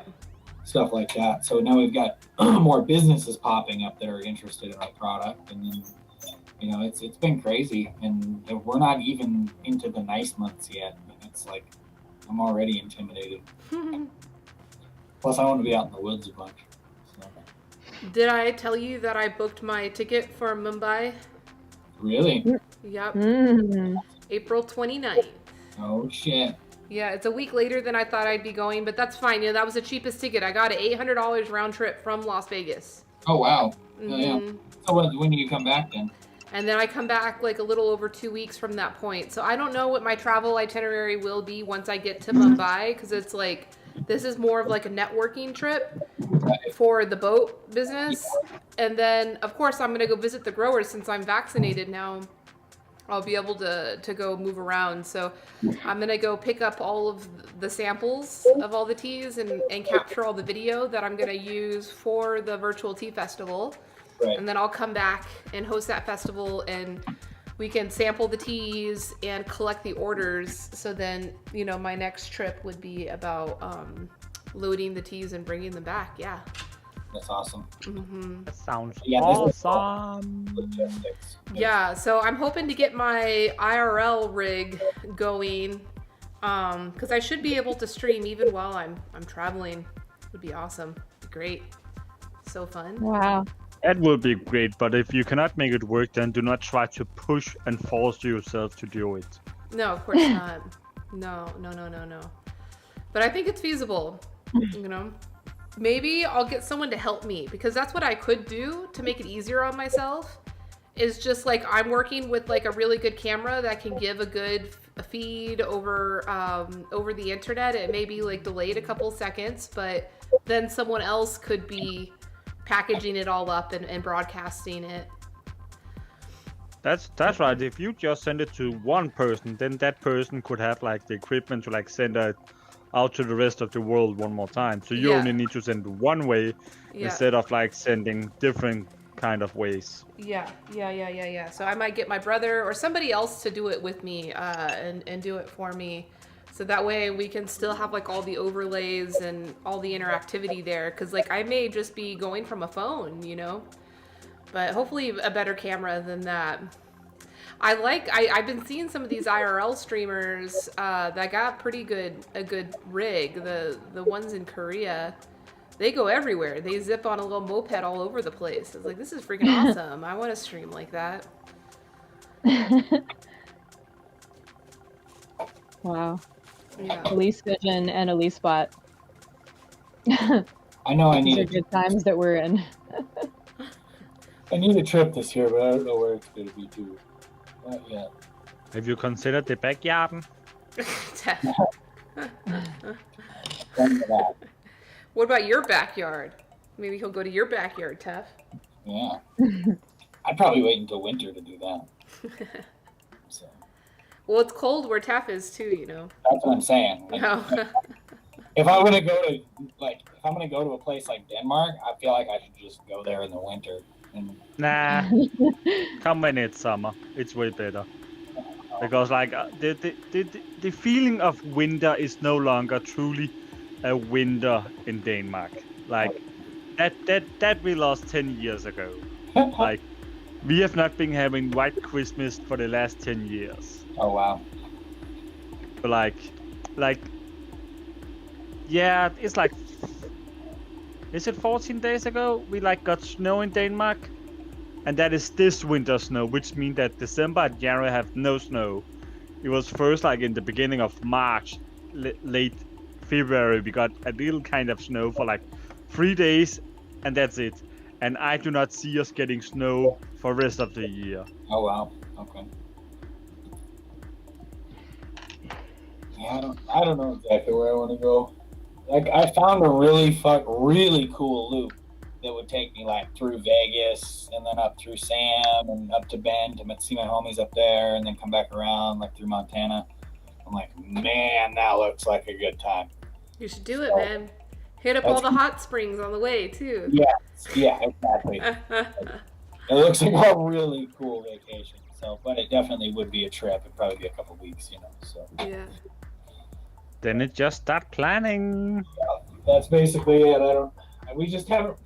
I think we're kind of waiting just a little bit longer for things to fully settle and open up. Yeah. Kind of know where we're going. So Well, a road trip like that, maybe not so much, but it'll be like more comfortable to travel around and not have to deal with like, you know, the cultural things going on and all the restrictions. That's exactly going it on. for me. It's like I'm not opposed to everybody doing their own thing. It's just for me, I want it to be a little bit more at ease. You know, I want that feeling of like I don't have to like, oh, okay, what do we need to you know, kind of constantly questioning what's going on. It would be nice to just kind of flow and do the thing. Mm-hmm. So I think if we wait a little bit, we shouldn't have a problem. Yeah, I mean, I'm sure in the traveling that I'm doing, even though I'm going to be moving around a lot and I'm vaccinated, I'm still going to be wearing a mask and still going to be like really respecting people's space. And because I believe like in India, they haven't even started distributing the vaccine to private individuals. So yeah, they're probably still experiencing, you know, but like the vaccine itself has also provided some false sense of security culturally here. Yeah. I think we needed that one way or another, and we weren't going to relent until we had that one way or another, because we're very like, we're all about like scientific proof and facts and data, things like that, and it's like, so there's no way we would settle down as a culture until we had something like that anyway. Mm-hmm. But it's a false sense of security. Right, so. Absolutely. Yeah, absolutely. But you know, it's not that bad. It's not that bad. I think people are still being respectful, and I think people are like starting to like breathe. Like, okay, we see the light at the end of the tunnel. Like, we still have to be within these systems. Like, I think that like even a lot of the whole anti-masker thing has become like more complacent. Like, all right, it's whatever. Like, everybody's kind of tired. Yeah, this is whatever. Oh, they've lost that. You know that. Everybody's tired of fucking yelling at each other to some extent. So. Oh, hello. Hello. Oh, hello, Mr. Hatbird. Hi. Welcome. So I see you have it hot where you are. Yeah. Oh, let me change Everything's fine, maybe. Whoa. Is everything fine? Is everything okay, Mr. Hatbird? It is now. Okay. Oh, good. Relaxing. Okay, good. Thank you. Oh, That. that's some fancy magic you got going on. Yeah. It's fun. Welcome. I just hope you have enough of a brief room where you are right now, Yeah. else you might get swallowed up. Yeah. Hopefully a big shark doesn't come by like. Arr.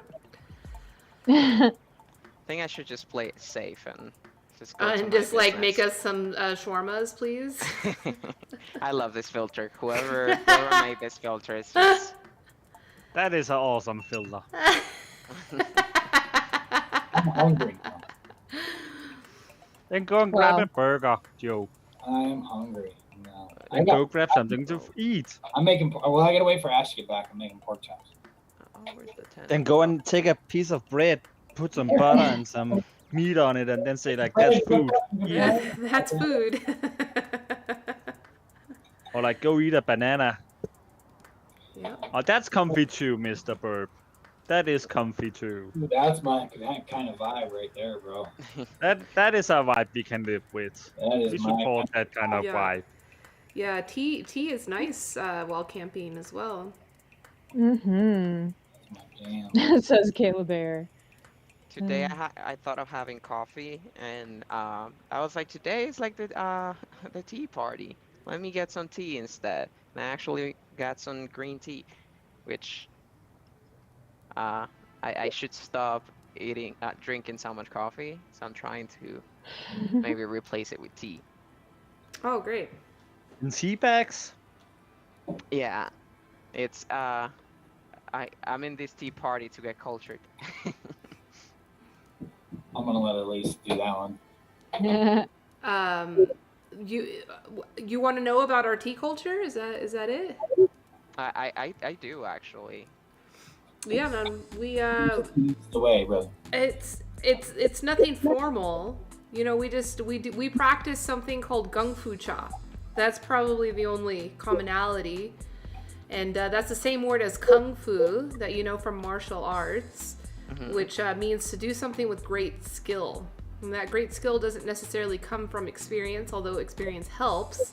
But it's more of an intention set that, like, we're going to prepare the best cup of tea that we possibly can with the resources available. So even if you just have, like, a glass and a plate and a mug, you can brew a really wonderful cup of tea with that using Gung Fu.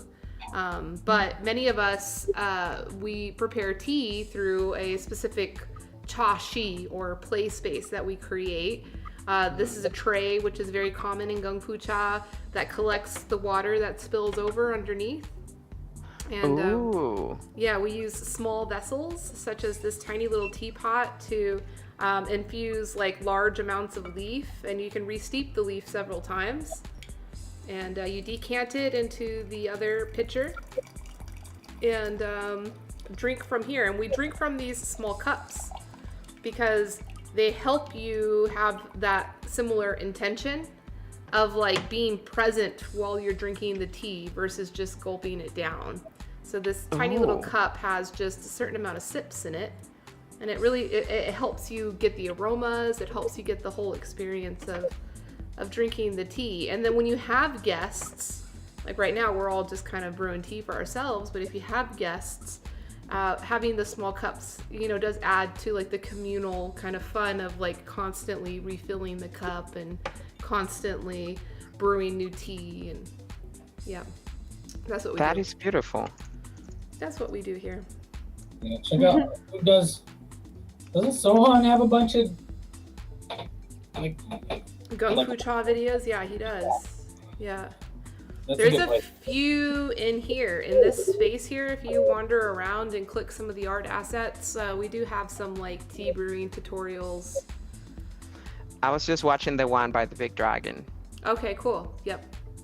Yeah, that's pretty cool. It becomes it's cool because it's like it goes so far beyond this like the tea thing, and it kind of bleeds into the way you look at life. And you start looking at life, instead of brewing big batches of experience, you brew small intentional batches of experience, you know, and you start taking things a little bit more intentionally, and you know, being a little bit more grateful for every little sip instead of just brewing this big old mug and just kind of drinking it, you know, not even paying attention. But I like the big old mug. You're welcome to do that, and I still do that a lot with like my herbal teas and things like that. But it's nice to be able to do both and appreciate both. You know, like I said, it bleeds into your lifestyle, and it becomes like a gong fu lifestyle instead of just this one ritual that you do every so often. You know, it kind of starts to bleed into everything else in the way you live, and it really improves your quality of life. I mean, It sounds like a waste of time to only take one small cup at a time instead of just taking the mug and then keep going. Tess, you're a waste of time. Yeah. Well, if that's with that on, I can always leave. Well, I just Oh my god, are you guys arguing? Oh, I'm traumatized. If you like me, you can just sit, and then I will leave. I will just leave. like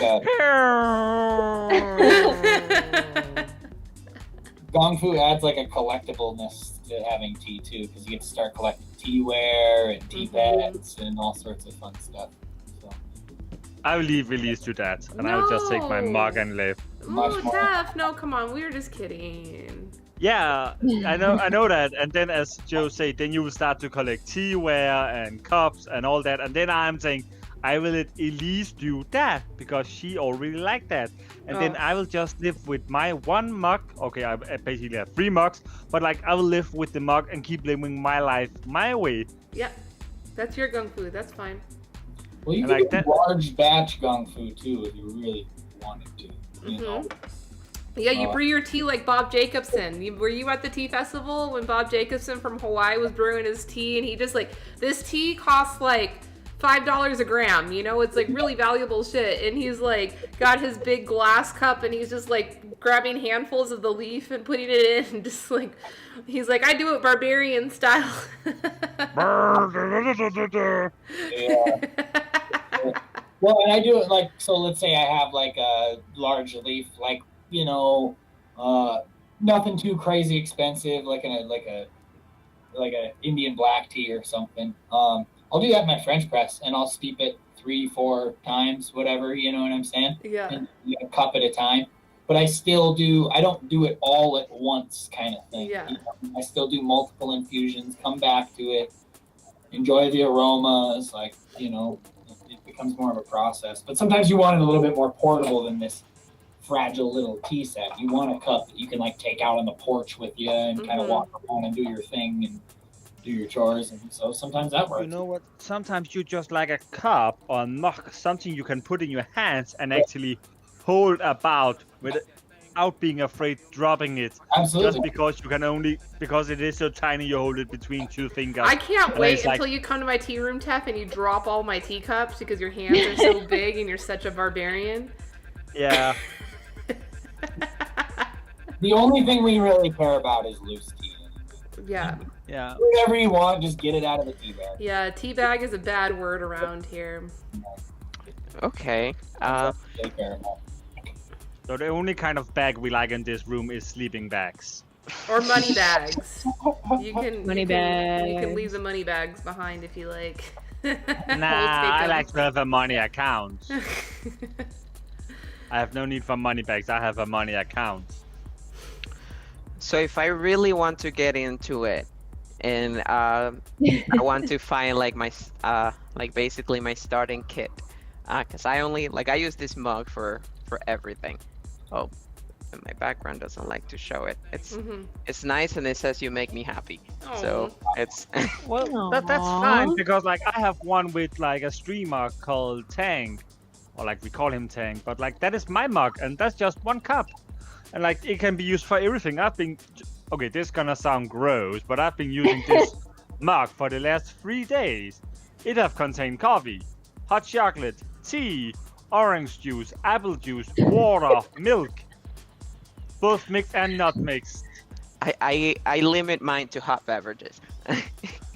But it's do you recommend any?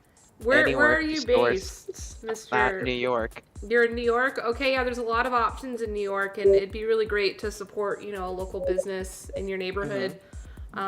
Where in New York are you? I'm all the way up in Riverdale. Oh, okay, so you're up. Well, I like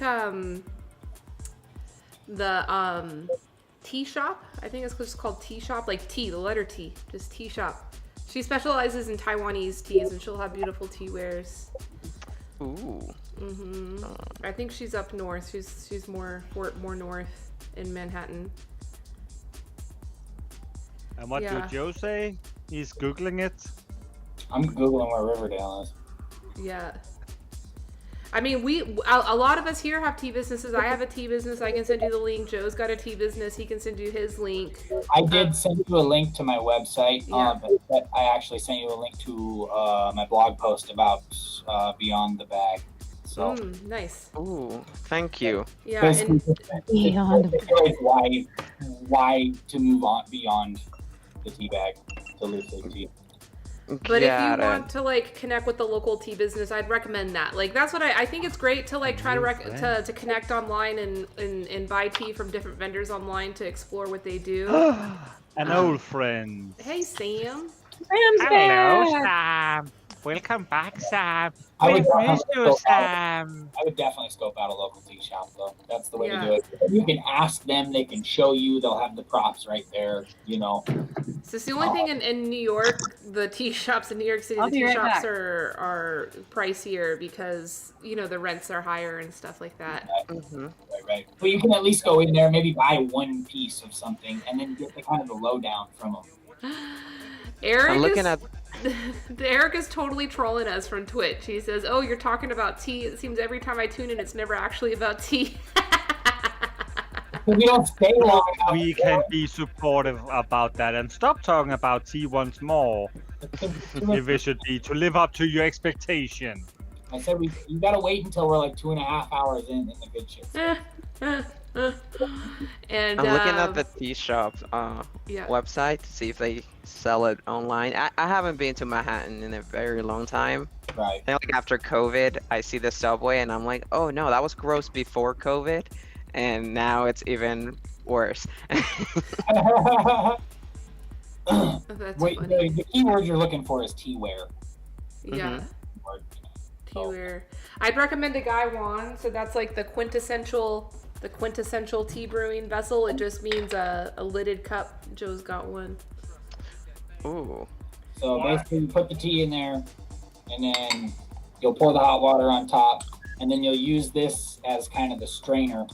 Oh, that's It's like smart. a little aperture, and then you just pour it out into your little fairness pitcher. And then that lets you interact with the leaf too, so then you can smell the leaf and enjoy it and observe it as it unfolds. And then it's super easy to clean. If you want to like switch between teas and switch to a new tea, it's like very easy to dump out the leaf and clean this out versus like a teapot like this, a little bit more work. Different things have different use. But you Right. can get like a really good Gaiwan at like an affordable price, and it's a good starter set. Mhm. Yeah, and they're usually a little bit cheaper than. Why haven't we gotten to make Galwans as well as Gaiwans? Why do they all have to be guys? Galwans. Oh my dear Lord, Sam. I know it's Women's History Month, but come on. Even you can't get on board with the Galwan train? Not really. I like the guy too, though. Like, why can there only be one? Why can't we have two guys? Okay. And then we need gal twos. I mean, trans twos. If you really want to talk about female empowerment, let's talk about two guys. Guy two. This is guy one. This is guy two. This is how it's done. You know, men get to do that all the time. Yeah, it turns into a lifestyle, though, man. You delve into it a little bit, and it becomes more than just a simple beverage that we look at tea as kind of like that beverage that we drink when there's nothing else better to drink or something, But it really does a lifestyle. It's cool, man. There's a lot to it, and it's a deep, deep rabbit hole. For sure. I'm looking in like Google Maps to see if there's anything around me, and it just pops like Dunkin' Donuts, and I'm like, that's not a tea shop. No. They're like, we have tea bags. They have a matcha drink, and actually there's a really funny video on YouTube. There's this YouTuber that like all he does is chug big ass drinks. He gets like, the gallon of soda and he'll just chug it down or whatever. He's just chugging different stuff. There's one episode where he goes to Dunkin' Donuts and he gets a hot matcha latte, the large, and he chugs it in like 45 seconds. It's, oh my God, it's pretty funny and pretty stupid. Wow. Very stupid. That sounds like a recipe to just like feel fat. Yeah. The guy, I don't know. I mean, some people, that's their thing, like they purposefully put themselves into like difficult positions and people just enjoy watching it, Yeah, I It's can get down weird. with food, but like I don't know, like eating like 50 super spicy wings, like I could get down with that. But like chugging a hot matcha drink, I don't know.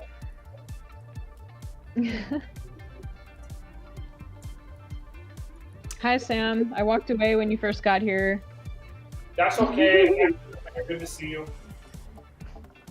Also, hello to Jessie. Jessie Campbell is tuning in from Twitch. She says tea equals life. Yeah. And then Hi, she puts two two little emotes of some cute cow and says eat more chicken. A little Chick-fil-A ad right there. That's funny. How hard is it to like grow like Oh boy. like tea herbs in general? Well, different herbs, yeah, it's different. But tea, so tea comes from the Camellia sinensis plant. That's tea. That's a specific plant, and that one actually is pretty difficult to grow.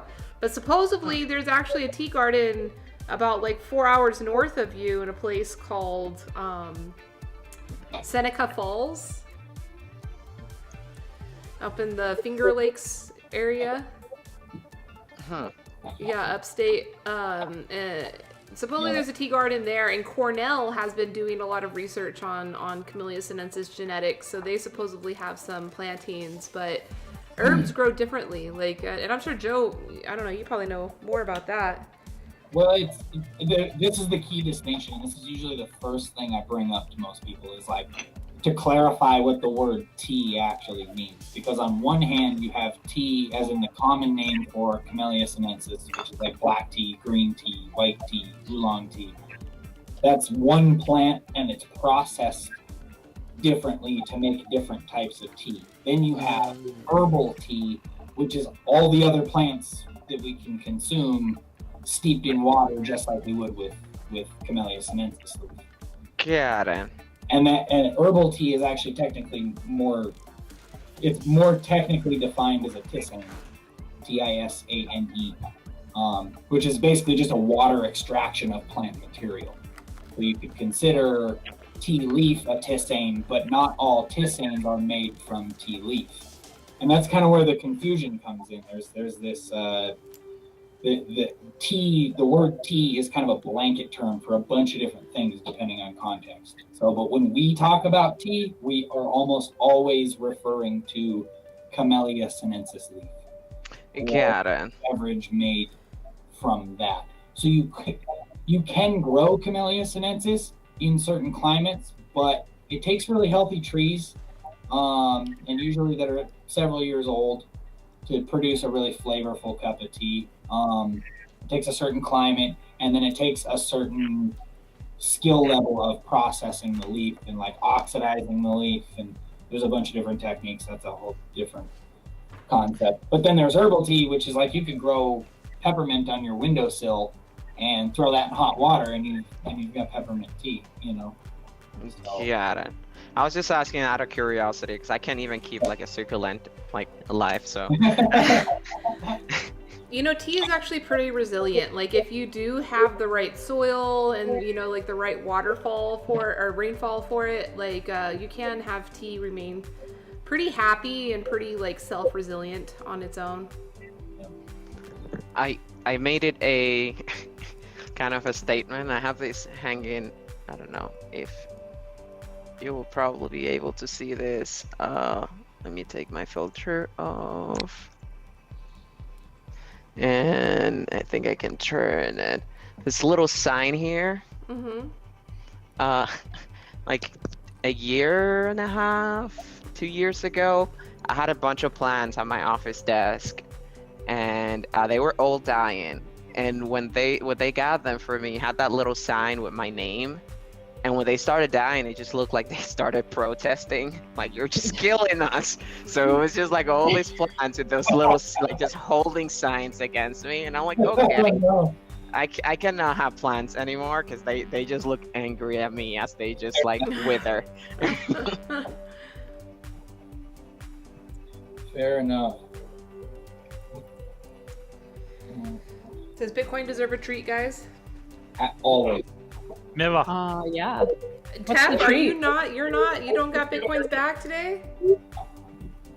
I'm a terrible influence. No, I just like needed to be like reversed everyone else just to make some kind of like difference in the world. What did Bitcoin do to earn his treat? Well, I did not say I will be a good difference. I just said I wanted to be a difference. No, I'm asking Elise what Bitcoin did to earn his tree. I don't know. He's just like been chilling out. You know, he's been chilling out. Been a good dog. Like he barked at the door when he heard something outside. Like that's good. And then he listened to me when I told him to be quiet. Okay. And now he's being cute on stream. He's hamming it up on stream. Hamming hard. Trying to earn all those bits. On Bitcoin. Trying to earn all those chicharrones. Yeah. Earning all his bits. My brother gifted us some bits the other night. That was kind of fun. If you give 1,000 bits, you get a Bitcoin emote. And Taff, how long do you get that emote for? Is it like for a month or? Until you take it down. Really? You own that emote forever? Forever and ever until you take it down or change it. Ooh, that's a good deal. Yeah, for us, not for you. Yeah, no, I'm fine with that. Bitcoin's fine with that. That means that you get to put Bitcoin all over Twitch. Basically, yes. So cool. Yeah. This morning, oh yeah, Taffy, you were there when Snake Eye. I still never even got to see Snake Eye's dog, but when Snake Eye was streaming, I was able to put Bitcoin in the yard, playing around in the yard. You did. I saw it. It was cool. Like I know I was lurking, but like I saw you do it. Yeah. Like I really made him work for his brownies today. What a spoiled dog. I just need to drop 800 more bits, and then I'd also have Bitcoin used all over Twitch. And then the next level up is going to be Bitcoin snarling, like his teeth, like all his teeth showing. So.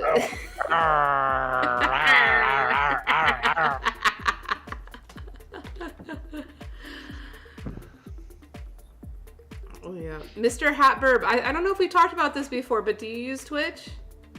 I subscribe to your Twitch channel. Yeah. I'm not a Twitch person. I'm more of an offline, I think, like video kind of person. Okay. So I usually just do YouTube. Yeah. Well, she's also on YouTube if it should be. Yeah. Oh.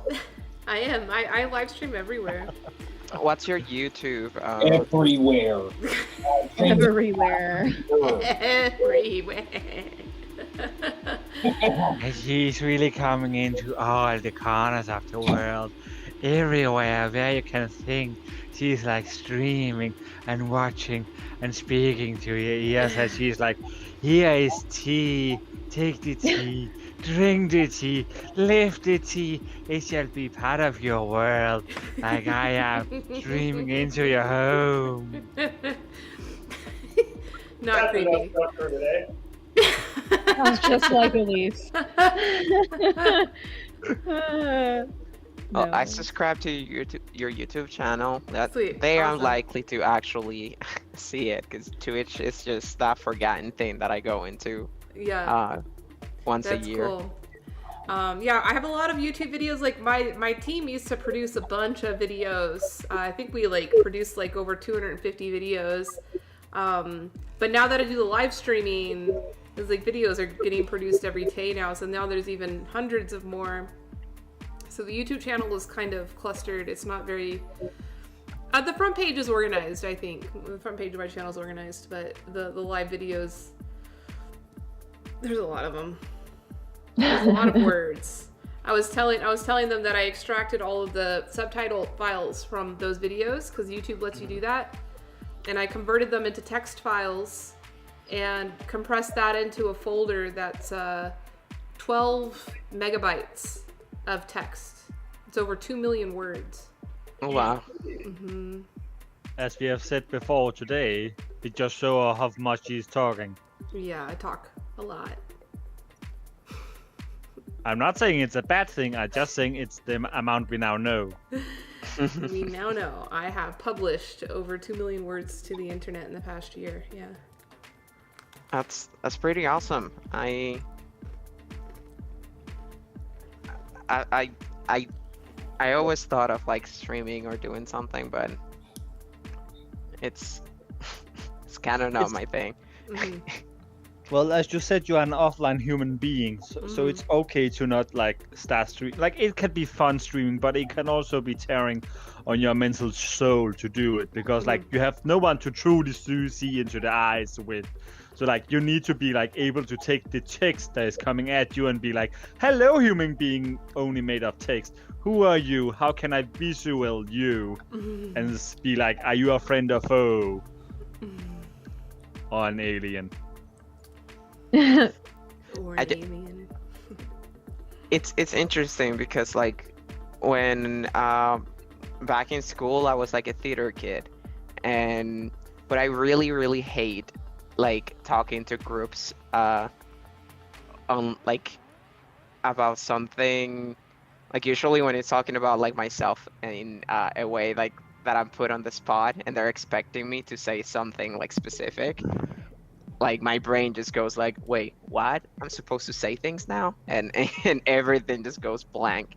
But when it comes to like actual like conversations, and it's like, oh, this is just pretty natural. You ask some questions, I give you some answers. Yeah. Like I do really well there, but it's just like the expectation of like, oh, let's start from blank and just like drive the conversation from the beginning. It just never works for me.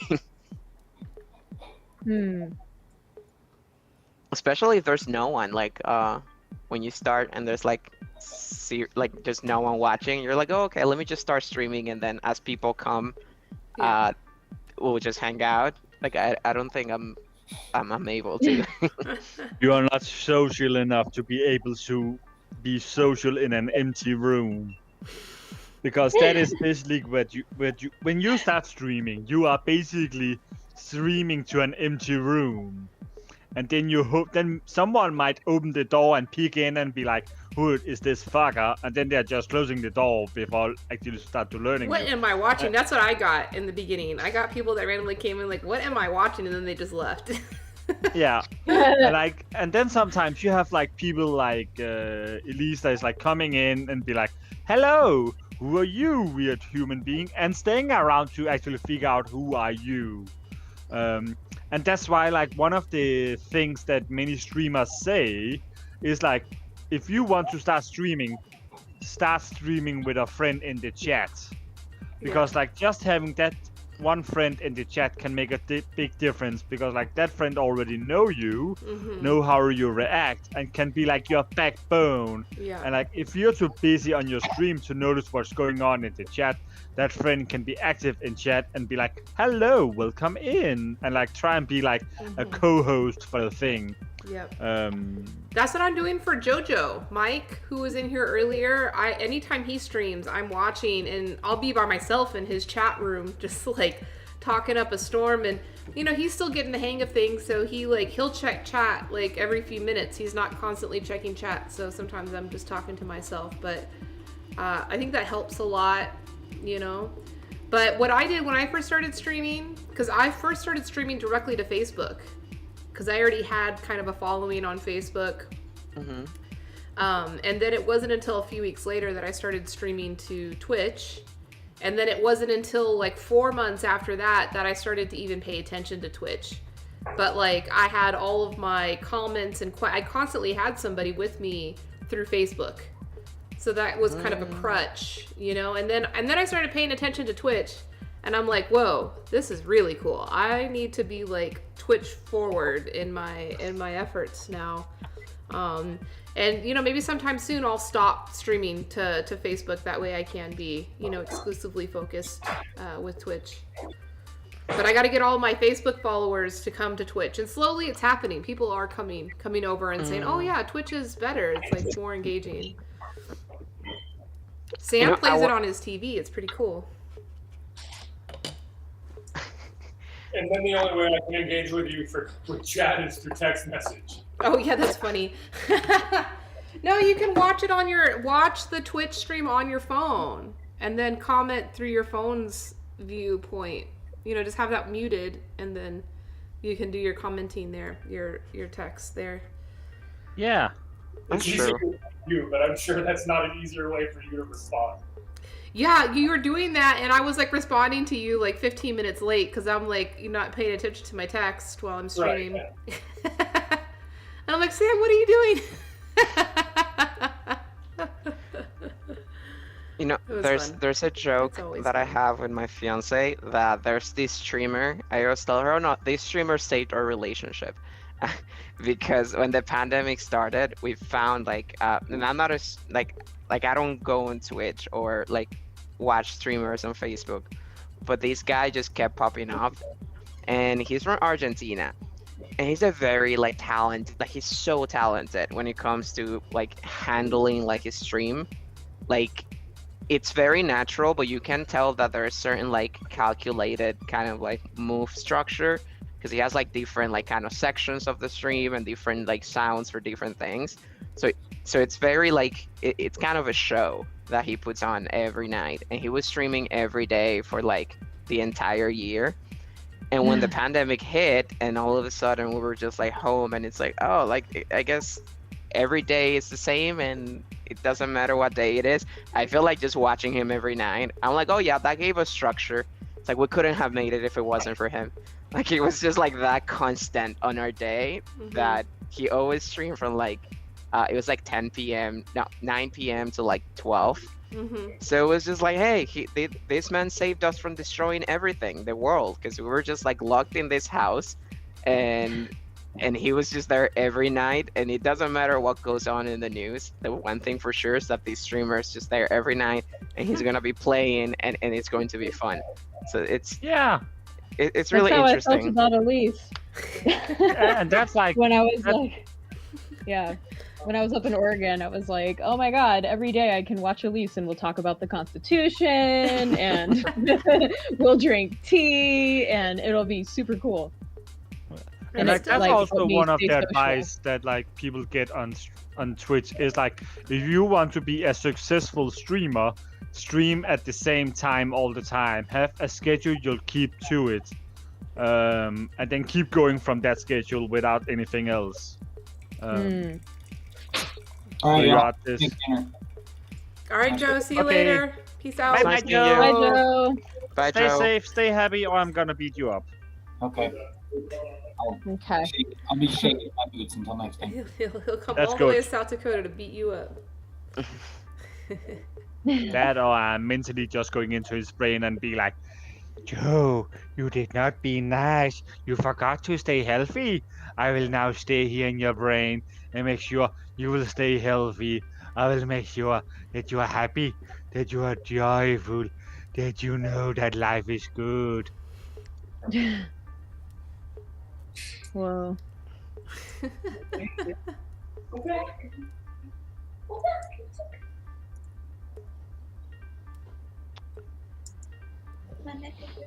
My dog was stealing my tea spot.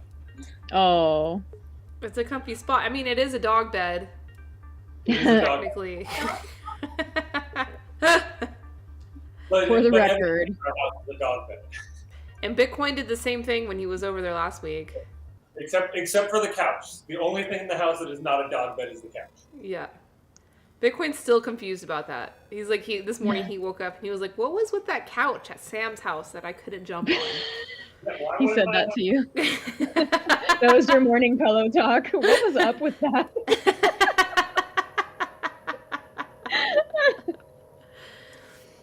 Yep. Sorry. Yeah, that was great. Sad things that single girls with a dog say. Aw, No, it's fun. man. It's fun. It's better that way. Yeah. Better than Yeah, the like cat. farts and like snoring and grumpy and Wait, are you talking about what I was going through this morning? just men in general.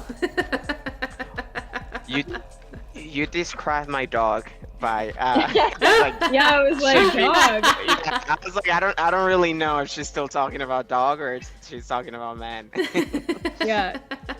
He was definitely talking about me this morning. Oh my gosh, you guys. Sam, in honor of you. No, but we thought of you when we bought this. It was a small toilet at the dollar store. And we put it against like some brick concrete, and it's now a geocache with a little vial in it that's got a little like poop on it, like a little plastic poop. Nice. Anyways, thought of I you. got 3 today. You had 3? Okay. In a good way or not a good way? I mean, better out than in. Mm-hmm. Cool. Anyways, we went to the poop talk on Thursday, Tea Lit Tea. It's healthy. Oh. Yeah, it's good. It's healthy communication. I'm glad that Tef's finally warmed up to it. Yeah. What the fuck are you talking about? I'm not warmed up to that. He's all no. There's just like different ways to talk about it. And I'm like, I can tell you that I'm going to go and do it, but I'm not gonna talk about the shit itself. So I'm not going into details. I'd rather, okay, I would not, I'm the opposite, Tef. I would not tell you when I'm gonna go do it, and I'd rather Why not? like retroactively talk about it, because if you tell everybody you can go do it, then they're all gonna be thinking about you doing it while you're gone. Yeah. And is that a problem? That people know that I'm actually doing it? But I if guess- you put unnecessary pressure, that might affect performance. Yes. Well, it's not gonna affect me that you know it. Because Tef's gonna be thinking about all of Is that us while the he's flex? doing it. Is this like a power move? You tell people ahead of time. I love it. Well, if there's need to know that I'm not gonna return back for some time, I'll tell people about it. But like, if it's like, if I'm going to the toilet, I'm gonna be away for a couple of hours. Then you need to know why. A couple of hours. Yeah, Tef. Like, I mean, these are the reasons why we talk about it. It took you a couple of hours to finish it? Like, Something's not flowing right. Oh no! Yeah, Notice, that doesn't sound very. We're all concerned Elise. now, Tev. Elise, dear friends, you guys are talking about the feeling of it, of how to do it, how the effect is, and how it is like looking. I'm just saying I'm gonna do it, and then that's it. I'm off to poop now. Well, either that or maybe he's got a good book or a good cell phone game or something to. yeah. Yeah. If I need to do that, then I do hope I have my mobile in the pan so I can pull it out if it takes longer than 10 minutes. Definitely. Yeah, maybe you're just reading a book or something. Yeah. I do not have that. That is disgusting. It's basically also disgusting to have the phone, but that is another case. But like just having a book laying on the bathroom, waiting for you to return, that is just disgusting in its own way. Because then afterwards you're gonna take the book out of the bathroom and place it between other books, and that one book you have been laying there is now filled with moisture. It have been like bacteria on it, and it's like just funked up, and now you're placing on a shelf with other books that's gonna be affected by it.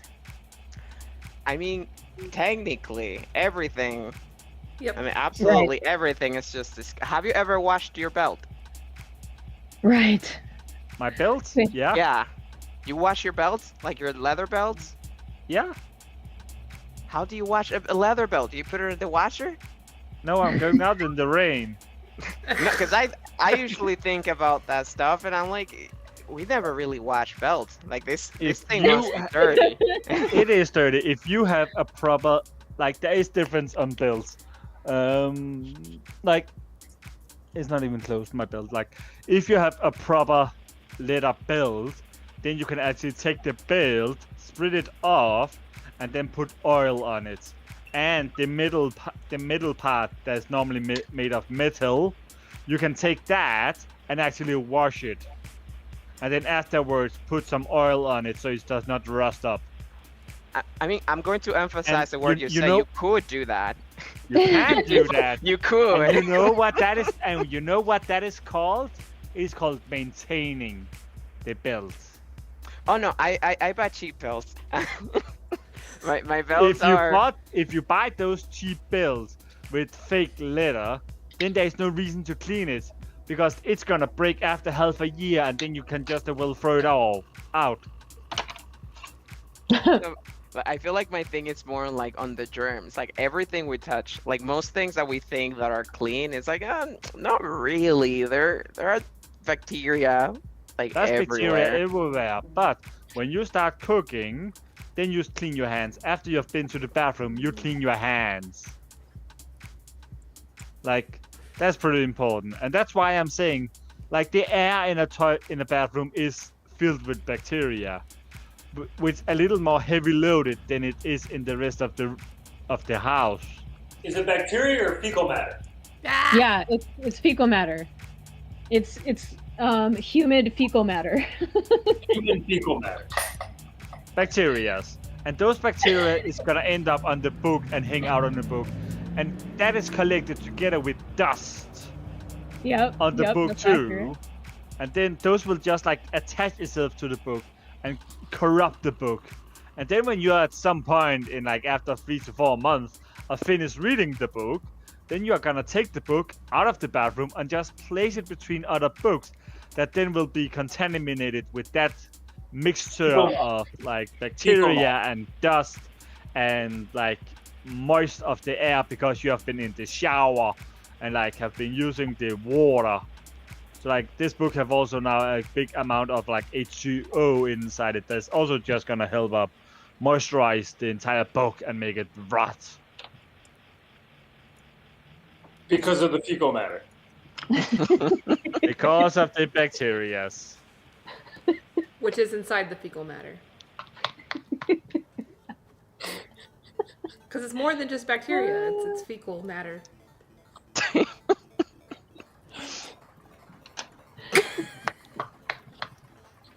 Because of the bacteria, yes.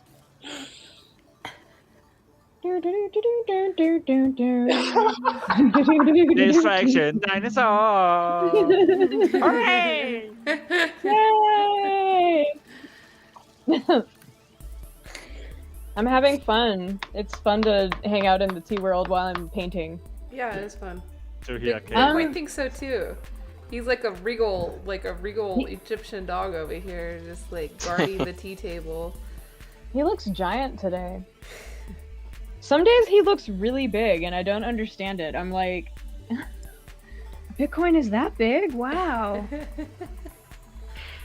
Yep, his head is bigger than mine. Huge dog. Someone said on Reddit the other night that he looks like the characters from Men in Black, like the little like insect aliens. I can see that. Yeah.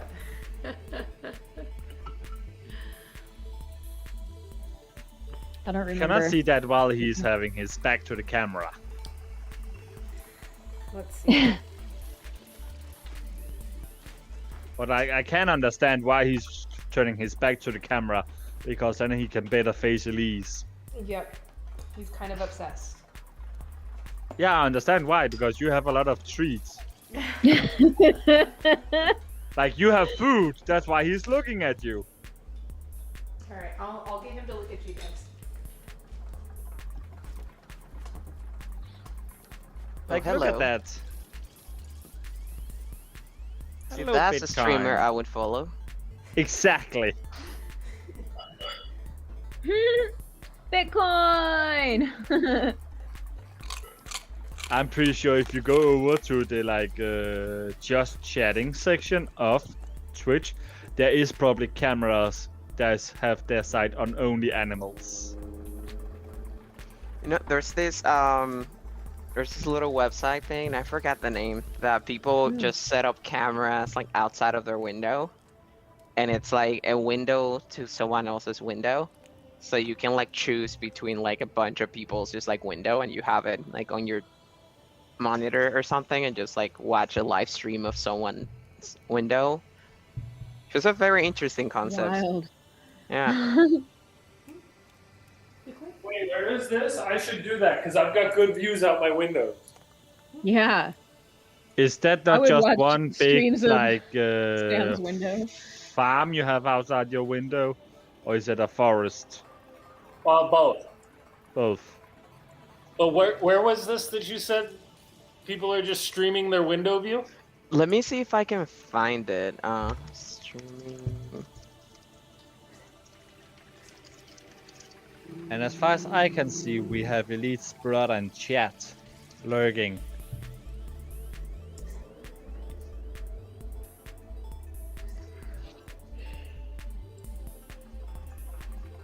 It's a site called Window Swap. Let me send it to you. Window swap. Window swap.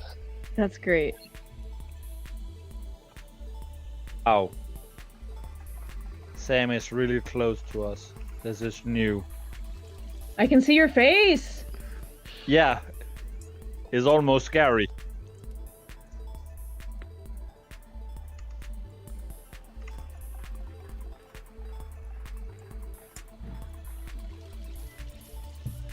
Alright, so that was how big one? How buddy? Huh? Big one? Turn your head. You look cute. Oh, that's so cute. He's just the cutest. Nice. I could totally hang on this site. I've got these kind of views. Yeah. Rock on. I have 2 windows here in my living room, and I have another 2 in my bathroom, and they all lead to just like the backyard. It's not even a backyard. It's like it's like an empty space in between the building.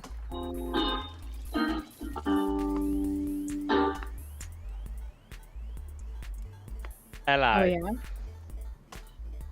A very Which is- tiny ally. Yeah, and it's which now that I think about it, it's better than leading to the streets. It's not Especially really. if it is from your bathroom. Well, there are a lot of people who live like in the front of the building, and it's like if they were to open their windows, it's like just like eye level to like the sidewalk, and right Yeah. there. That is how I live. Like, if I open up the window behind me here, you can see directly out to the street. And people can like look inside if it should be. Yeah, no, that's too much for my. I feel like I feel like after COVID and just being at home, like this is just me all day. It's like I'm just like doing this all day while working. It's how Like, the plan get in there. I would like to notice that there's blinders. There's a reason for the blinders. I hate to meet people. People are horrible. They create waste and destroy the planet. I definitely wear way less pants. Yep. Well, what if I told you I do not wear pants right now? Oh, because we can see your See pants. your legs. You're wearing pants. Oh, and that's his blankie. He's under his blankie right now. But This we is a saw your- blankie. We saw your pants earlier, Tef. Just look at it.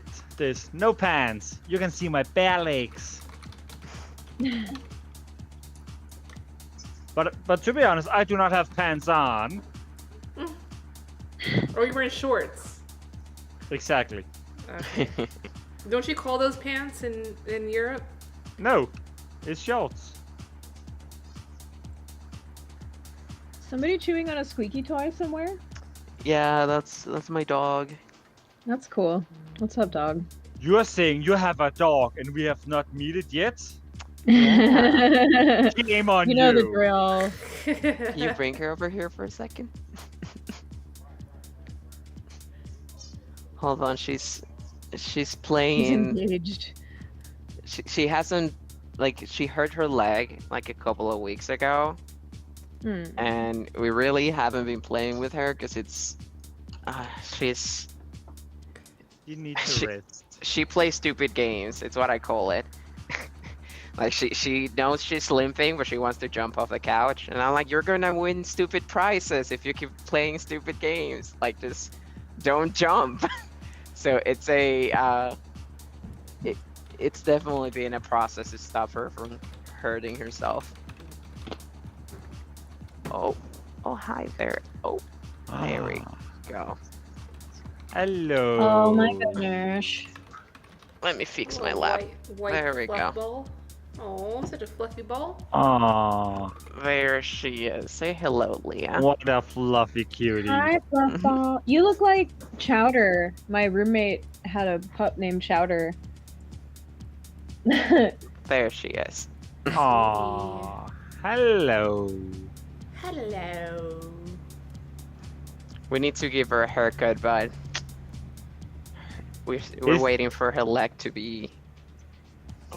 Yeah, it's Thank gonna you. get hot. Yeah. Does your dog get hot? Fine, Leah. She's an indoors dog. Yeah. So yeah, so she's like, I feel like we didn't like she wasn't exposed enough to nature, so like she goes outside and she looks at the nature and she's like, wait, what? It's like, What Like is when it- this? yeah, This when is it- a new world. What am I supposed to do here? What is this? What is that? Oh no, that is scary. Let me inside again. Let me free. and there's something that like dog people usually like understand a little more, and that people who never had like pets just like don't get it. And it's like dogs like do have like expressions, Yeah. and you get to understand when they're uncomfortable. So whenever she goes outside and it's gross, she like turns and looks at you like, why are you doing this? There's AC inside. She's like, I don't want to be here. Like she like gets like leaves stuck like in her paws, and she's like, look at this. Like, what am I supposed to do with this? So she's very much like an indoors kind of dog. She's been getting more used to like taking like walks and actually seeing people. Like she was very bad like socializing with other people. She doesn't bite or anything. She's just barks a lot and runs a lot. She was my fiance's dog before I met her, and it took me like 2 years for her to let me pet her. So it was a journey of like, it's like, hey, I'm not here to hurt you. I'm just another dog, another person who loves dogs. And that's why you need to let dog come to you and not go to the dog. It's something that I had to learn in a very long process. I would just go full of energy. Hi, dog. Let me carry you. Yeah. Oh, Bitcoin would not be down with that. He would bite you so Welcome hard. back, Kayla. Thanks, I'm trying. My jetpack just, I don't know, has a funky connector. Your jetpack have a funky connector. Yeah. Hi, Hannah. I do not hope that funky connector is like going off when you are flying around. On your I'm flying jetpack. around. On your jetpack? Yeah. So yeah, I was in the backyard for a minute. Sorry, I'm back. Flying around. Well, I'm going to head out for the night. But it was nice hanging with y'all. Yeah, I'll thank probably you so be much. here next Thursday. I see if I can get some actual tea. And Ew. That And sounds awesome. yep. So have a good night. Good night. Have a good night. Stay you. safe. Stay happy, or else we are gonna beat you up. Bye bye. Bye. Don't worry, I'm not gonna beat you up. Yeah, me either. I will, Just because I'm a horrible, evil mastermind. Let's see. I'm going to fade away. Oh, thank you for that. Nice. That's so polite. Nice job. Wow. Hi, That Hannah. is an awesome human being. We love that guy to some degree. To some degree. You have to put that qualifier in there. Well, he already have a fiance, so like there's no reason for us to try to love him that much. Oh, I see. He's Like- assessing how much he can bully this person based on his interpersonal relationships. He's got support. He can take our banter. Yeah. He's No. a cool guy. I would like to meet him again next time. Yeah, he'll be back. Yeah. He was here Yeah, last he was week. Or when did I meet him? I met him at some point Last And- week. last week. Yeah, and we said, oh, come back. So So it's good. It's always good when we got the regulars coming and staying. Yeah. I don't know what's up with this cord. I might go soon. I need to go because I'm supposed to watch a movie at 7 with somebody. Oh man, sorry. And we cannot be that somebody. Dinner just finished. Well, Tef, I gotta use my laptop to stream the movie and then my phone to do the video. So maybe we can try that next time. Yeah. We could have that multiverse. Our own little multiverse. Yeah. And Tef, it's the wee morning for you. You're not It's tired? only 2:30. Yeah, you're right. prime We had REM daylight time. savings. We had daylight savings, so you're an hour. Yeah. So like you are a little closer to my time until I need to like push my clock an hour forward. Does that make you feel closer to us, Tef? Aww. The answer is not yes, but it's also not no. Oh, okay. That's sweet. Yeah, I'm into that. Because it is closer in the sense that like I do not need to stay up until I can see the sun shine one more time to like be together with you. But like I'm still that far away that I cannot give you a hug if needed. Aww. It's always needed, Tef. Yeah. And that's the problem. I cannot give you the hug because I'm too far away. You probably give like enormous bear hugs. Mm. The dog. Hi. I can give some good solid hugs.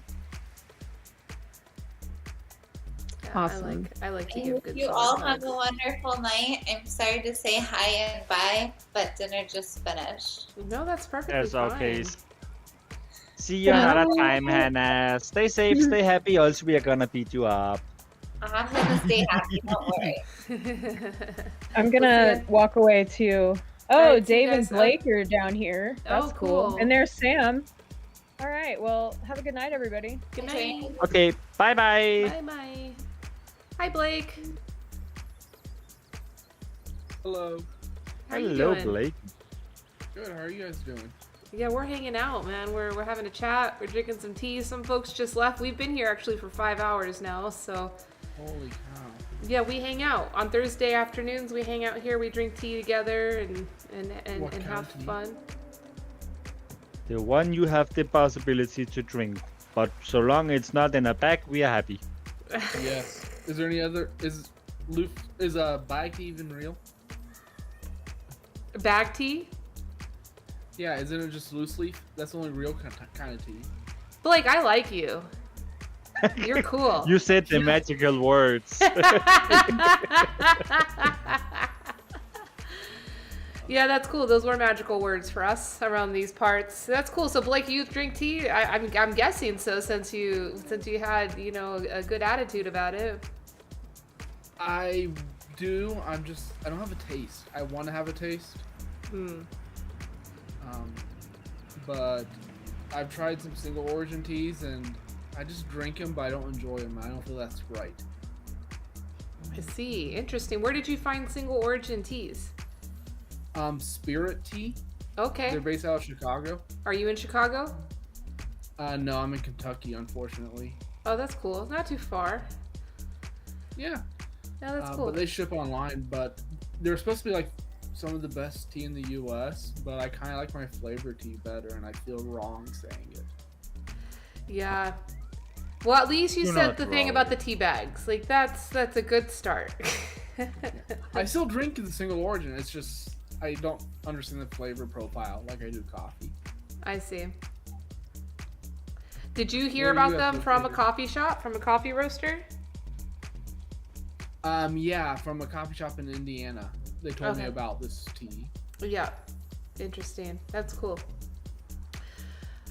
Yeah, I'm in Las Vegas. Me and my dog Bitcoin, we hang out in my tea warehouse in Las Vegas, Nevada. So you like sell all kinds of tea. I do, yeah, I'm a tea importer. I'm very similar to Spirit Tea, actually. Okay. But I have like a bigger catalog, and my stuff is exclusively from small family farms. What I run is a marketplace, like a software, where these farmers can interact with and distribute their teas to businesses like Spirit Tea, or other tea shops or tea businesses. Okay. Yeah. What's your warehouse called? So my company is Tealet.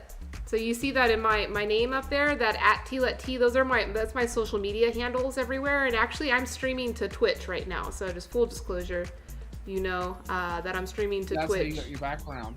Yeah. So I'm like using OBS, and I actually encourage the people watching to come here with us and hang out with us. And sometimes we get people come in, or they'll just interact from the chat on Twitch. But yeah, Tealet.com, that's my business. There's not going to be a whole lot of information on there for you to view outside of the farmer profiles, because all the catalog and marketplace is like wholesale only. Like, I only let the businesses that have like qualified for an account to see the prices and everything. But I have another website called teaanditspeople.com, and that's like retail, and you can see all of the teas that are available for sale there. You can see everything, and we like make videos of all the farmers and tell the story of how the tea is made. And perhaps there may be like a bigger variety there, and you could find teas that do fit your flavor profiles that you like. Like, if there are certain flavors usually like some of the terroir does offer, things that you may like. Yeah. I like the tea I got from Spirit. I don't appreciate it like I know someone who spent that kind of money would. I see. I don't know. I always like to tell people, like, this is not like any kind of pressure to be like the right or the wrong type of connoisseur. It's just, just experience it. And if you like it, you like it. If you don't, try to find something else that you do like, and don't have this pressure that like you have to be like the perfect connoisseur, or it has to be something like wine or coffee where you have to be an expert on all the different terroirs and roasting methods or whatnot. Tea is like a very casual, social, just fun thing meant to be like discovered and exploring. Kind of like a video game. On this is in a bag. Tef here is actually from Denmark, and we met through Twitch. He's a part of our Twitch community, and he comes here to hang out with us in Topia as well. Yeah, I need someone to bully, and you are a perfect example to use for that. Thank you, Tef. I like to be bullied, Everybody does, don't they? To a certain degree, they do. Blake, how did you discover Topia? Clubhouse. Oh, sweet! Yes. So, heard the talk about AIs and how they're taking over the world one day. And somehow someone mentioned Topia too, and yeah, we like to talk about AI around here as well. We were just talking about it earlier. So my streams that I do, Blake, I was able to extract all the subtitle files from YouTube and convert them into text files. And it's over 2 million words of all of my like casual conversation or news I share, whatever I do on my stream. And we're gonna run it through a machine to pretty much like profile my sentiment and my culture, and eventually could create some kind of bot that could like predict how I would respond or say something. But more so than that, like the egotistical vision, what I'm thinking this could be useful of is that all people could have access to this type of profiling on our voices, our like internet voices. So instead of marketers crunching our data to like sell us shit, it's like we could process our own data to understand ourselves, understand us within our communities, and like what everybody's sentiment is, where our common values are, and how we can better get along with each other. Yeah. What machine are you using? There's a company called Allen Analytics. I don't know if you've seen them. I can actually send you some of their stuff. They have some pretty cool reports that they've already done on certain subreddits. So they basically, they scraped all the data from the subreddit and we're able to like profile the sentiment of the community, the amount of entropy in the communities. So like they did one on Wall Street bets, like right after the whole GameStop stuff went crazy. And it was kind of cool to see that, to understand like what the ethos of the community looks like. Yeah, that is interesting. Mm-hmm. Have you seen GBT3? Yeah, I've heard of this one. And that was the original one I was going to use for the word processing that I was doing. But this one is different. It may be kind of based on similar open source stuff. I'm not the technical person. I'm just like blessed to know smart people that are going to help me. I'm just really good at talking, and I'm really good at like organizing data and bringing data together and finding relevant data. But like actually coding the algorithms and all of that, I'm just like, no, maybe another day I'll learn it.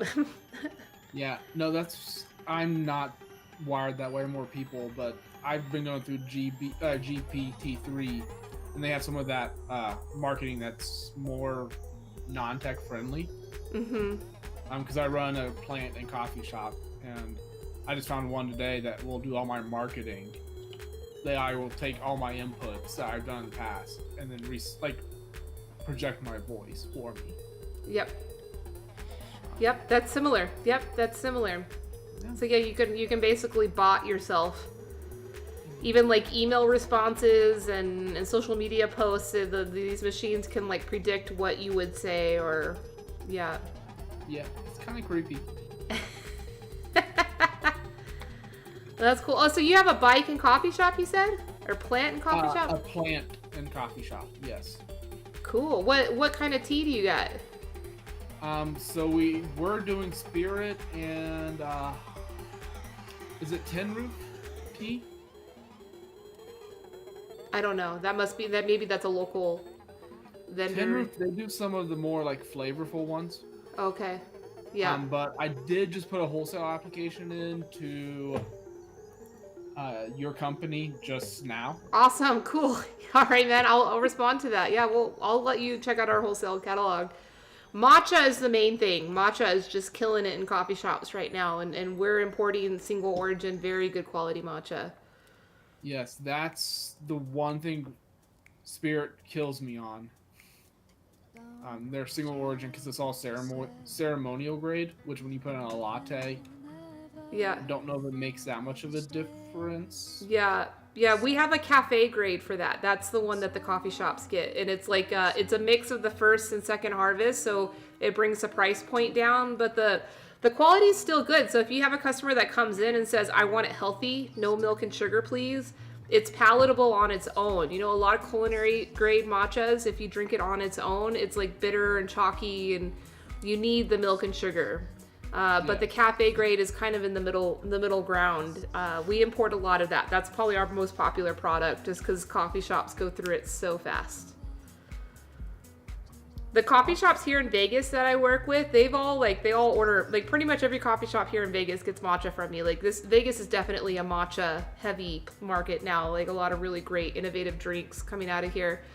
But the baristas are telling me that like 1 in 5 orders is a matcha drink now. Wow. Yep. We're not saying the Midwest, we're about 10 years behind always. Yeah. But it'll be coming soon. And if you're like the first one in your market to have interesting matcha, like it will be attractive. It will be a trend that people are looking at. Yes. Love the dog. Yeah, this is Bitcoin.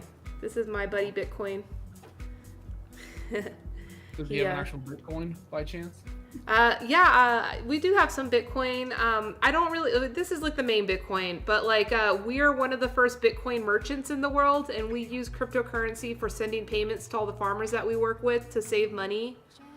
But yeah, we did sell a lot of tea for Bitcoin. I was telling them that I crunched the numbers on our Bitcoin records, because I'm working on a project right now, and I had found that we've never bought a single Bitcoin in the company, but we've sold over 250 of them. Wow. Which means like over the years since 2013, when we launched our Bitcoin payments, an average order used to be about 3 Bitcoin when we first started. But we converted it immediately. We sold it immediately because I wanted all my taxes to be really clean and easy to handle. So we sold everything immediately. But it's pretty crazy. Yeah. So what's Yeah. the project you're working on?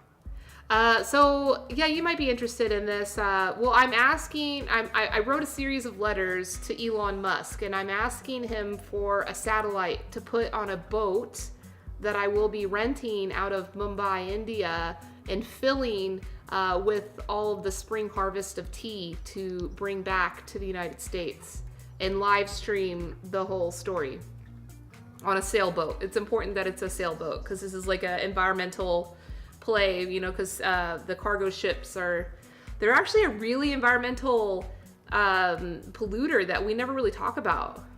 Yes. Yeah. The whole logistical chain, even of just trying to get something. Mm-hmm. Have you heard back from him? I haven't launched these letters yet because the letters are like a multimedia project. So it's the letter. It's also hey little Laura. Laura on Twitch. Oh, she's got the emotes now. That's cool. She's got the emotes now.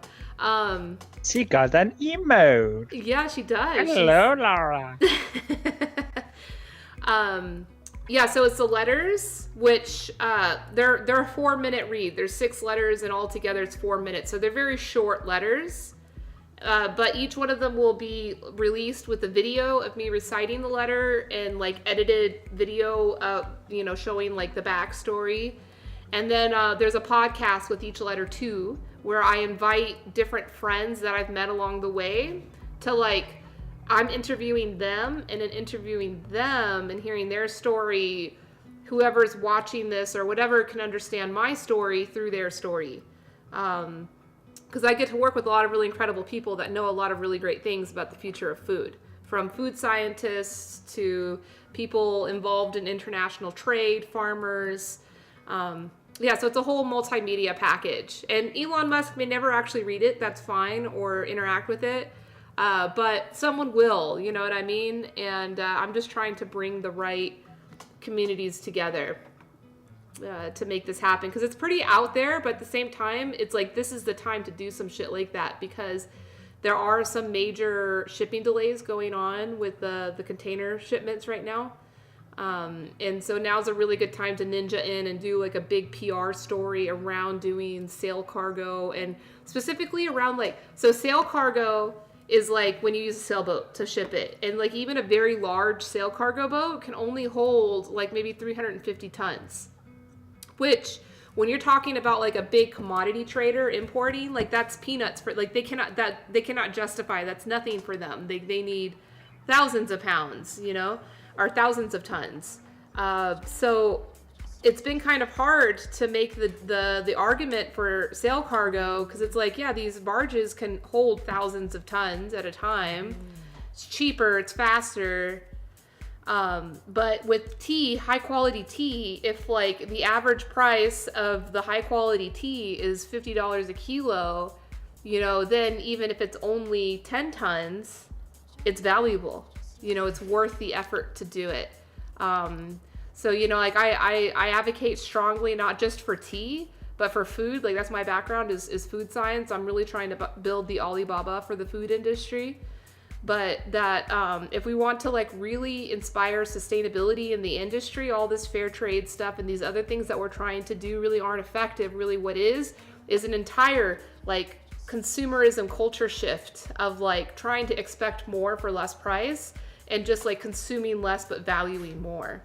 And it works out better for everybody in the supply chain when we think from that perspective. So do you have any thoughts on app harvest? Or I think it's actually the Denmark way of growing in-house food, or from a commercial greenhouse standpoint. This is a company, App Harvest. Yeah, they just opened up the largest greenhouse in the U.S. Oh wow, this looks incredible. Wow. Yeah, I don't work so much with local crops, local agriculture. I focus more on the international commodities, because I know there's a bunch of projects like this, more localized farming, and I support them and hope one day that like the businesses could come together, because like what I want to fill in the hole is for those international commodities that no one thinks about.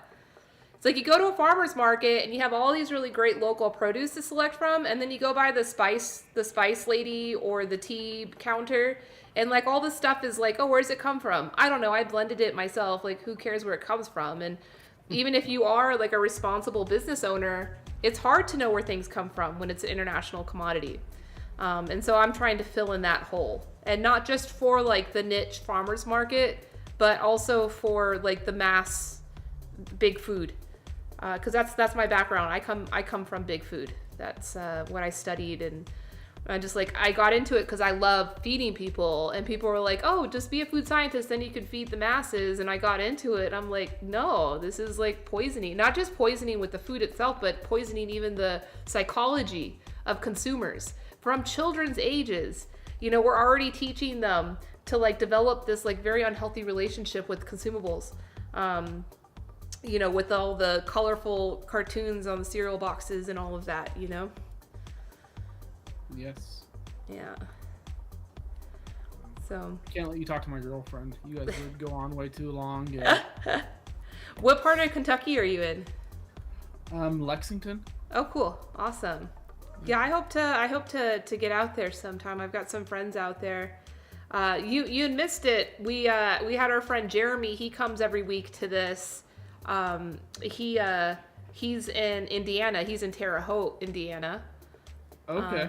But he does good tea, and he's funny because like he's passionate about tea, and he's like, yeah, I'm only gonna do single origin, good quality terroir type of teas because this is what I want to sell. It's what I'm gonna do. But it's hard, like, you know, like people still connect with the flavored teas, and then they look at price points too, and they're like, oh, well, I can go to the grocery store and get this somewhere else. And so an angle that he's found that works is, well, his brand is called Exalted Teas, and he specifically targets Catholics. And he tells the story of like suffering of the tea leaf and how that produces a sweeter product. And even the suffering of the tea leaf while you're brewing the tea, you know, also contributes to the sweetness and the goodness of the tea. You know, which is, it's interesting that he's finding this like unique angle of communicating about tea to connect with his local community. Yeah, I love it. I'm looking him up right now.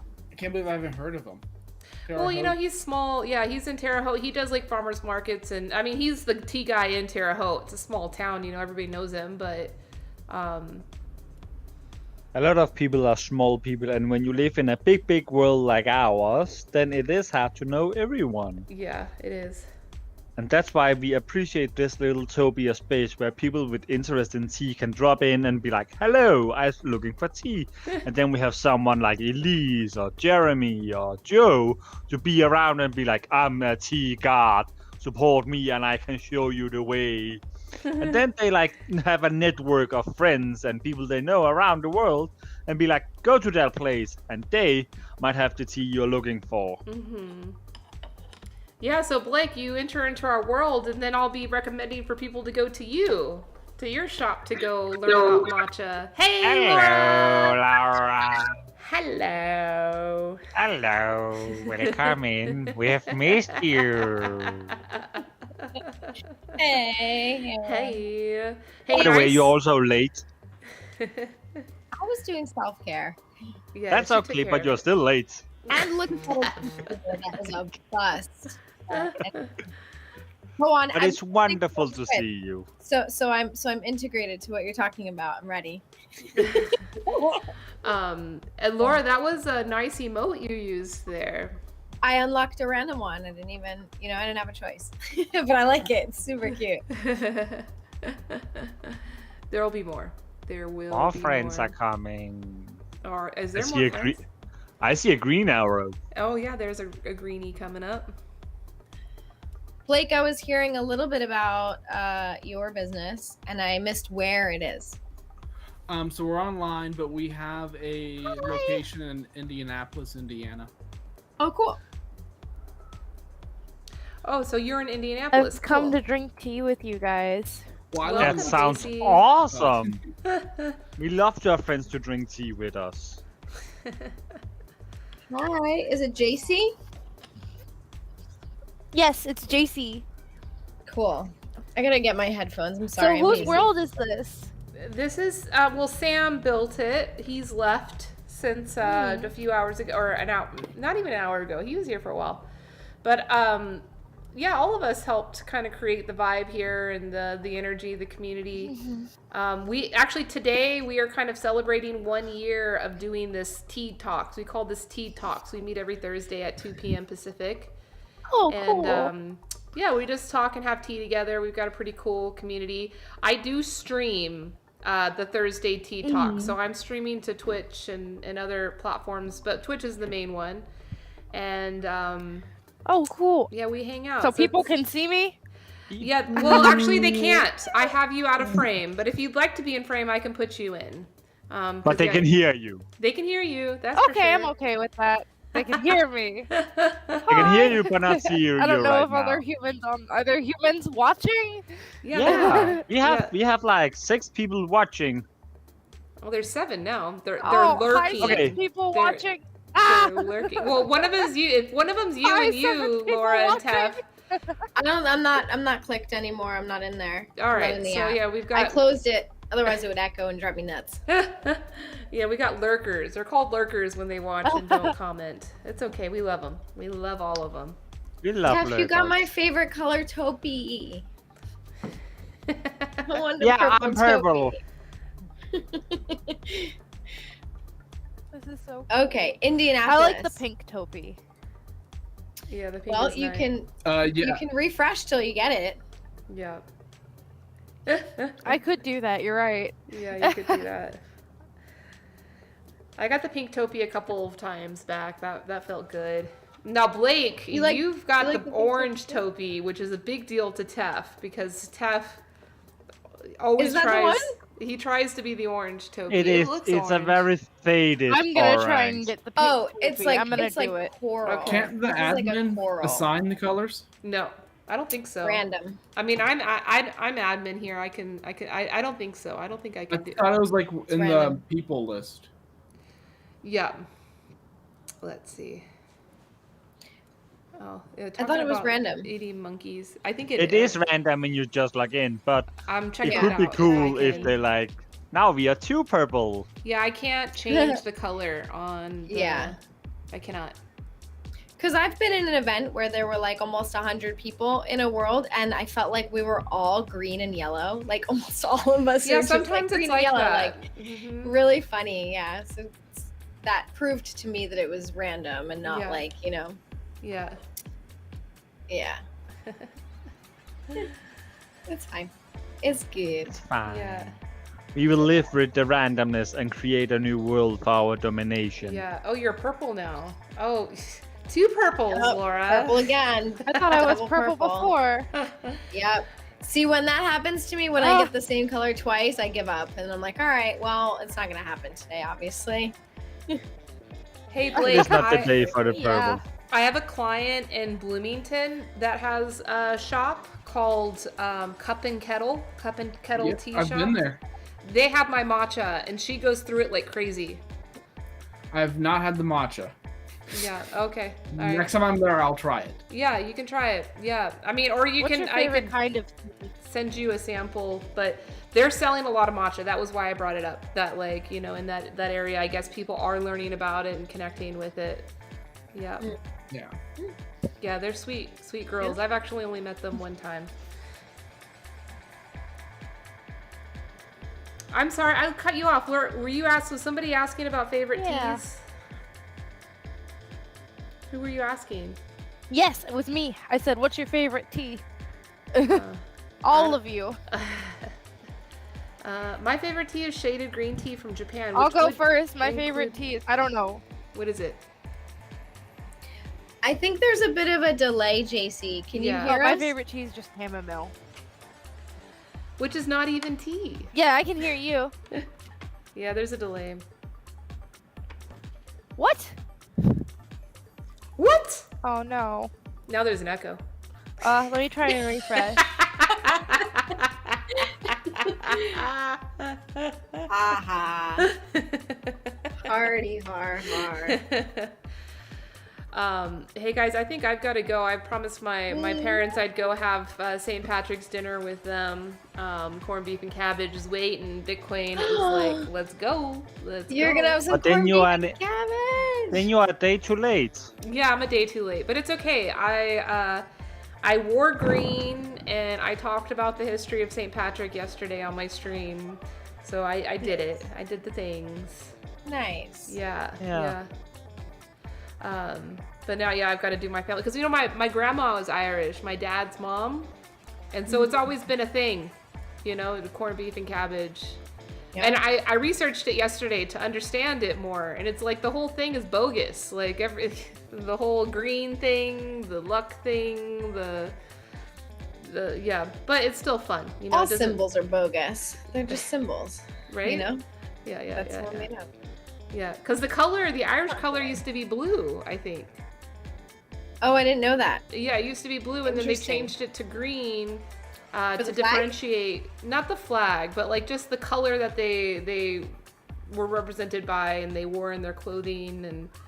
And yeah, it changed to green in the 18th century, which was when St. Patrick's Day was invented, like over 1,000 years after the actual St. Patrick event or time. But anyway, and that's where the Celtic cross came from. The Celtic cross came because St. Patrick was really good at introducing Catholicism into Ireland, which was pagan before. Right. And so what he did was he found all these clever ways to integrate the cultures together to help the cultures evolve. Like, who's to say if they're good or bad? That's just what happened. I am, because I'm Wicca. So I do say that the erasing of pagan holidays is bad, but I still love learning about this kind of stuff. Yeah, I wasn't allowed to learn about religion growing up. I see. Wasn't allowed.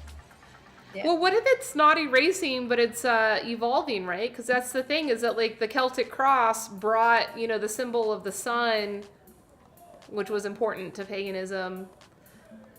No, I think there was a lot of erasure though. Yeah, and a lot of like the witches had to become alchemists and say like, oh no, we're doing science, in order to like continue their practices, and we lost a lot of culture there.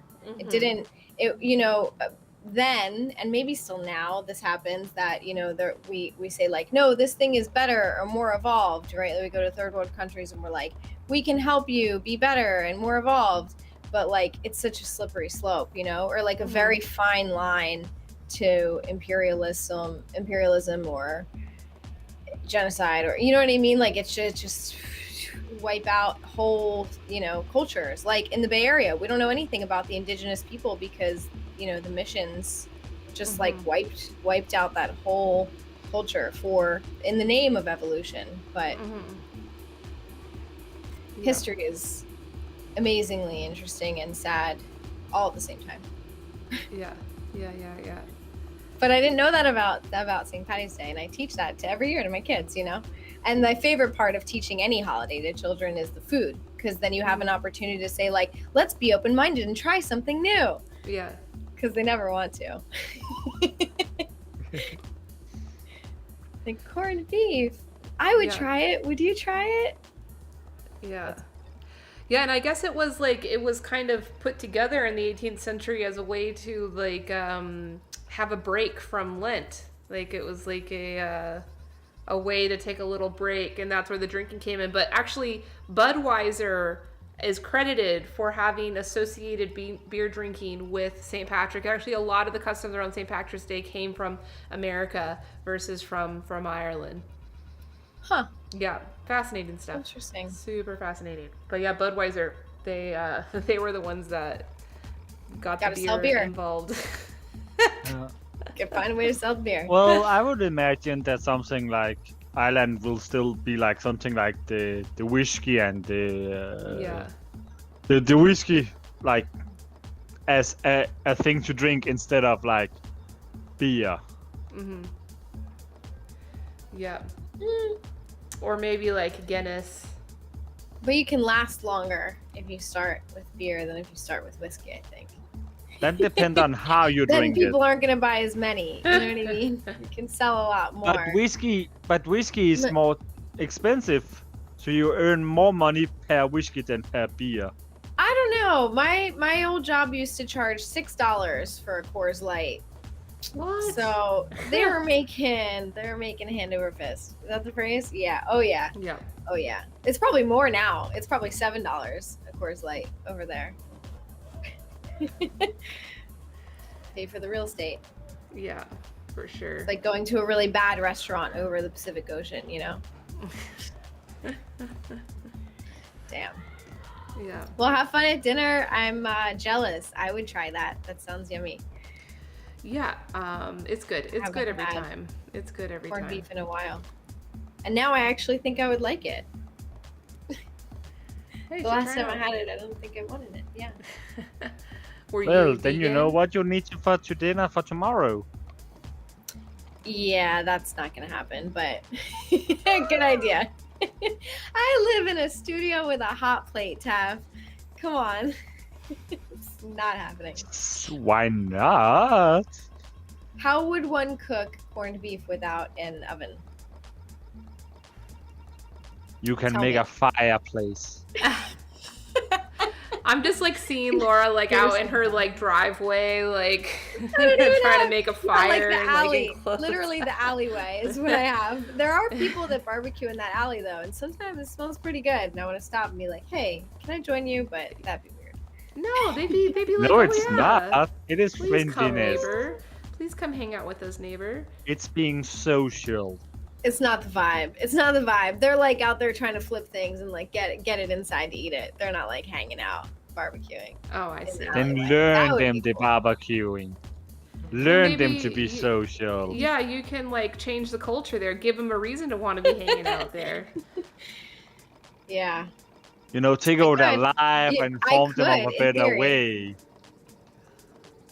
And like, you This have the Toby power to dancing do makes that. me want to dance. It's really Then hard to not. dance. No one is stopping you from Move. dancing.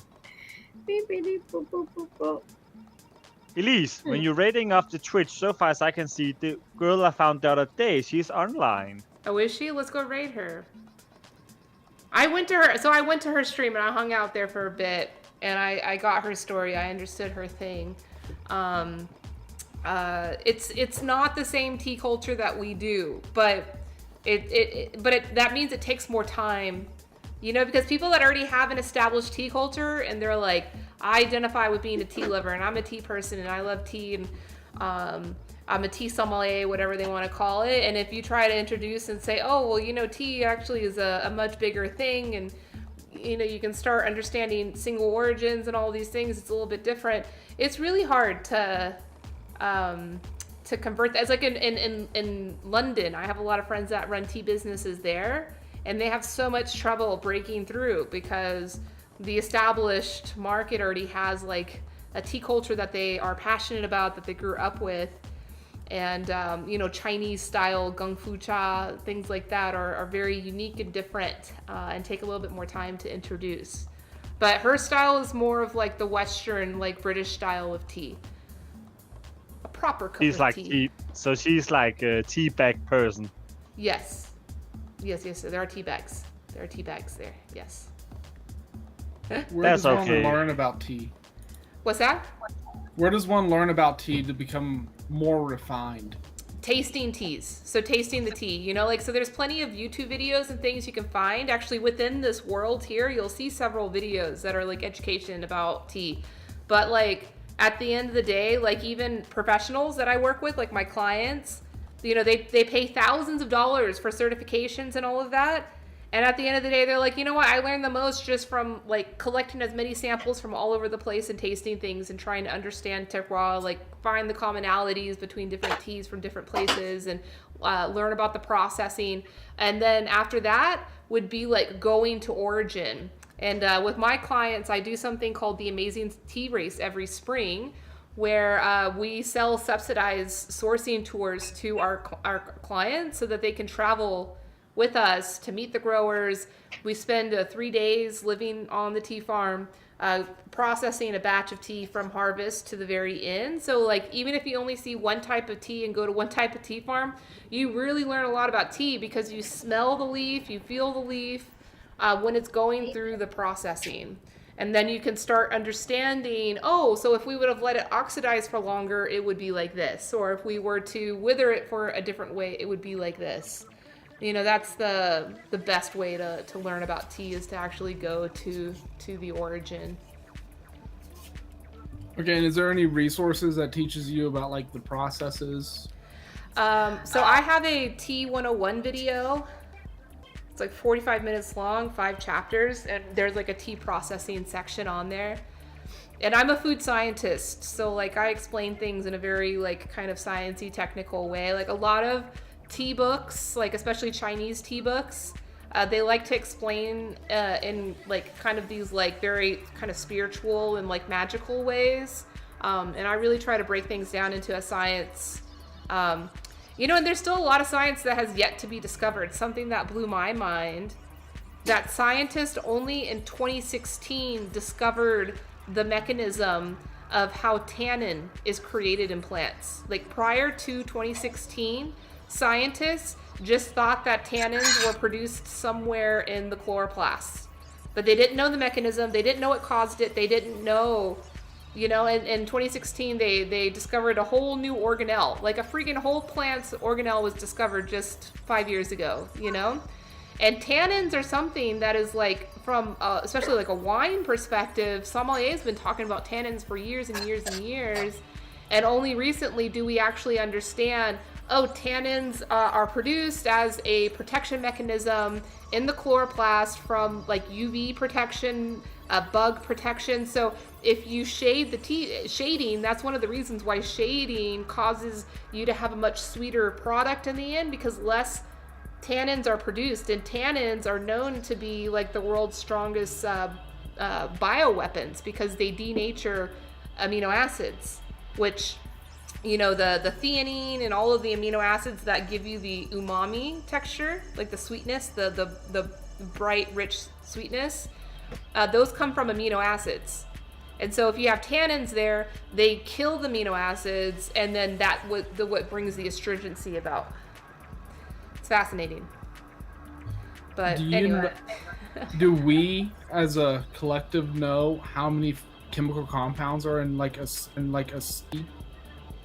There's thousands, millions, and every tea is different. That's what's fun. And you know, like what's cool is the cannabis industry right now is really doing a lot of deep diving into this, not through, you know, compounds, but through what they call terpenes, and realizing that the aromatic compounds in the cannabis may be affecting us just as much, if not more, than the THC or the, you know, the other cannabinoids that, you know, have different effects, that like the aromas affect us. And there's like millions upon millions of different aromas, like volatile compounds.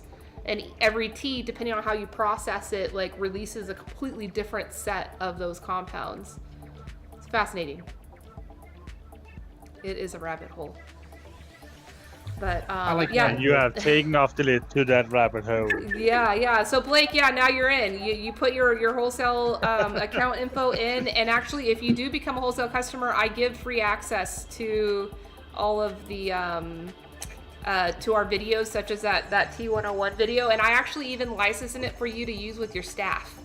So if you know, yeah, you have like servers and you want them to have a baseline knowledge, I give you the access. It's all locked behind a passcode. I mean, you can purchase it on Vimeo, but we just give it free access to our wholesale customers so that they can share it with their servers, and, you know, everybody can kind of, but, you know, just hanging out with us here in this space, you'll learn a lot too. Because like everybody that comes is pretty experienced, either tea professionals or tea servers or all of that. Yeah. Yeah. I know Not you me. said that we don't have to be professionals at tasting, but No. I have some pride issues. I enjoy good whiskey, good wine, and good coffee, and I want to enjoy good tea. I drink it. I just don't know how to. I see. Well, good tea is tea you enjoy to drink. Yep. Like, so long you enjoy it, then it is the best version of itself. Then it does not matter if it's costing $1 per kilo or $100 per kilo. So long you enjoy it and you feel comfortable with it, then it is the best tea you can get. At least for your mind. Then we can always talk about how many poison particles there is in the tea because of tea bags. But that is a total other issue. I don't use tea bags. I Remember, never yeah, have. he did that. He did Yeah, that. He impressed that's us why from you're- the you're- get-go. Yeah, and that's why you already have released love.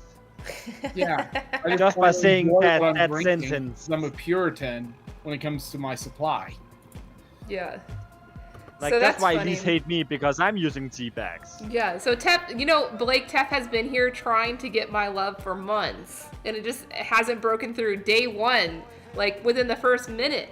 You're like, yeah, no, tea bags don't even exist. I'm like, yes, finally.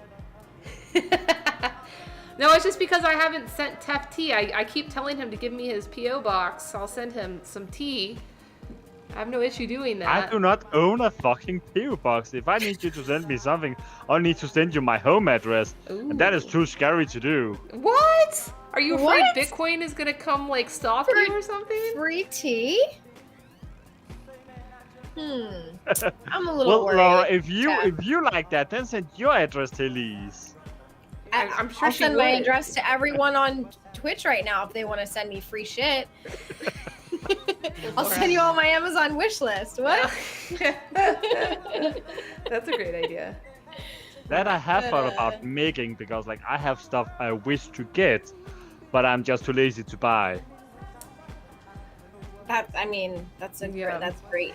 Actually, that's not a problem. That's a solution to consumerism. If everyone was a little bit more like Tav, can everyone be a little bit more lazy about buying things? Well, that's like I have like a rolling pin, and like it's a horrible rolling pin. It was wonderful when I like left my parents' home and started living alone. Then it was wonderful. That is like 10 years ago, almost 11 years ago. And today when I'm baking and making, it's just like it is wrong. I feel sad when I'm having this rolling pin in my hand, and I just want to change it. But Can I then ask when a I side question? You can ask a question, yes. Has the rolling pin changed in 10 years? Or No, not really. No, the rolling pins have not changed much in 10 years. But like my use of rolling pin have changed in 10 years. Because like there's like rolling pins, there's like the rolling pin, and then you have a handle, and then you're going like but then you also have rolling pins. There's just one big stump of tree you can roll with in the hands. And I have learned techniques where I only have that kind of rolling pin, where it's just one stick and that's it, and it can almost run with it too. That's technique I've learned.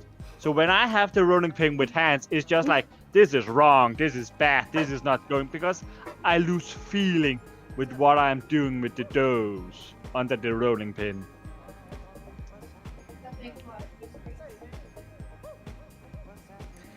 Bear in mind, Tef's rolling pin is about the size of a pencil. Just to let you know, I've seen it before. It's kind of that size. It sounds like a bad joke. I have to. It sounds like a bad joke. Sounds like a bad joke. No, it's not a joke. It's for real. It's like this tiny little thing, and Tef is like Laura. the big old Tef is on top of this tiny little thing. Laura, if you catch my stream, if you catch one of my cooking streams, then ask me to make a comparison. They're always during teaching hours. I cannot be I'm testing sorry? children and streaming. It's just not possible. Maybe. Yes, you can. No, I cannot. Because I also like get recorded from the state, while I'm doing the testing. It's like an actual. It's like very, whatever the word is.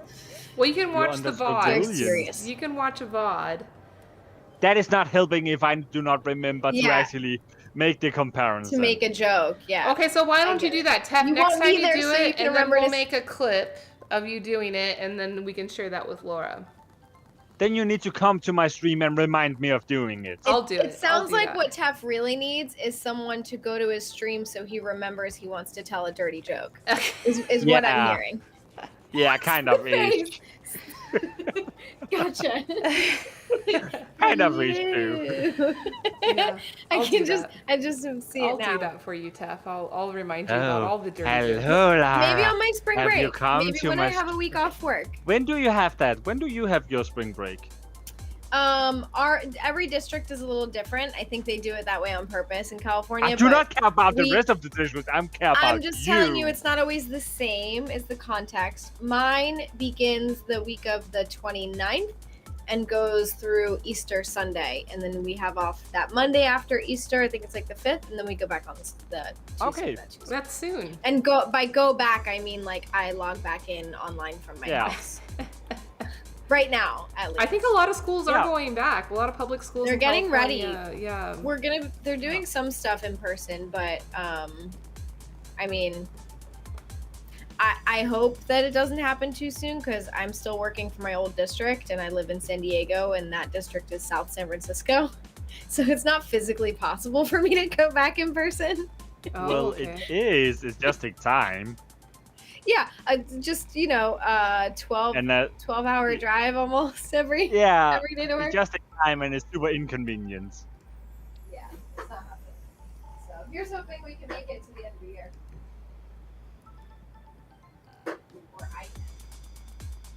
Sorry, I don't know if you guys can hear me. Well, I do hope that you can keep this kind of work position until you get a time slot, like a summer vacation, where you have the possibility to find a new school Yeah. to That's- learn in. That's the hope. Yeah. Hey, Blake, see. you have a very similar last name to me. My last name is Peterson.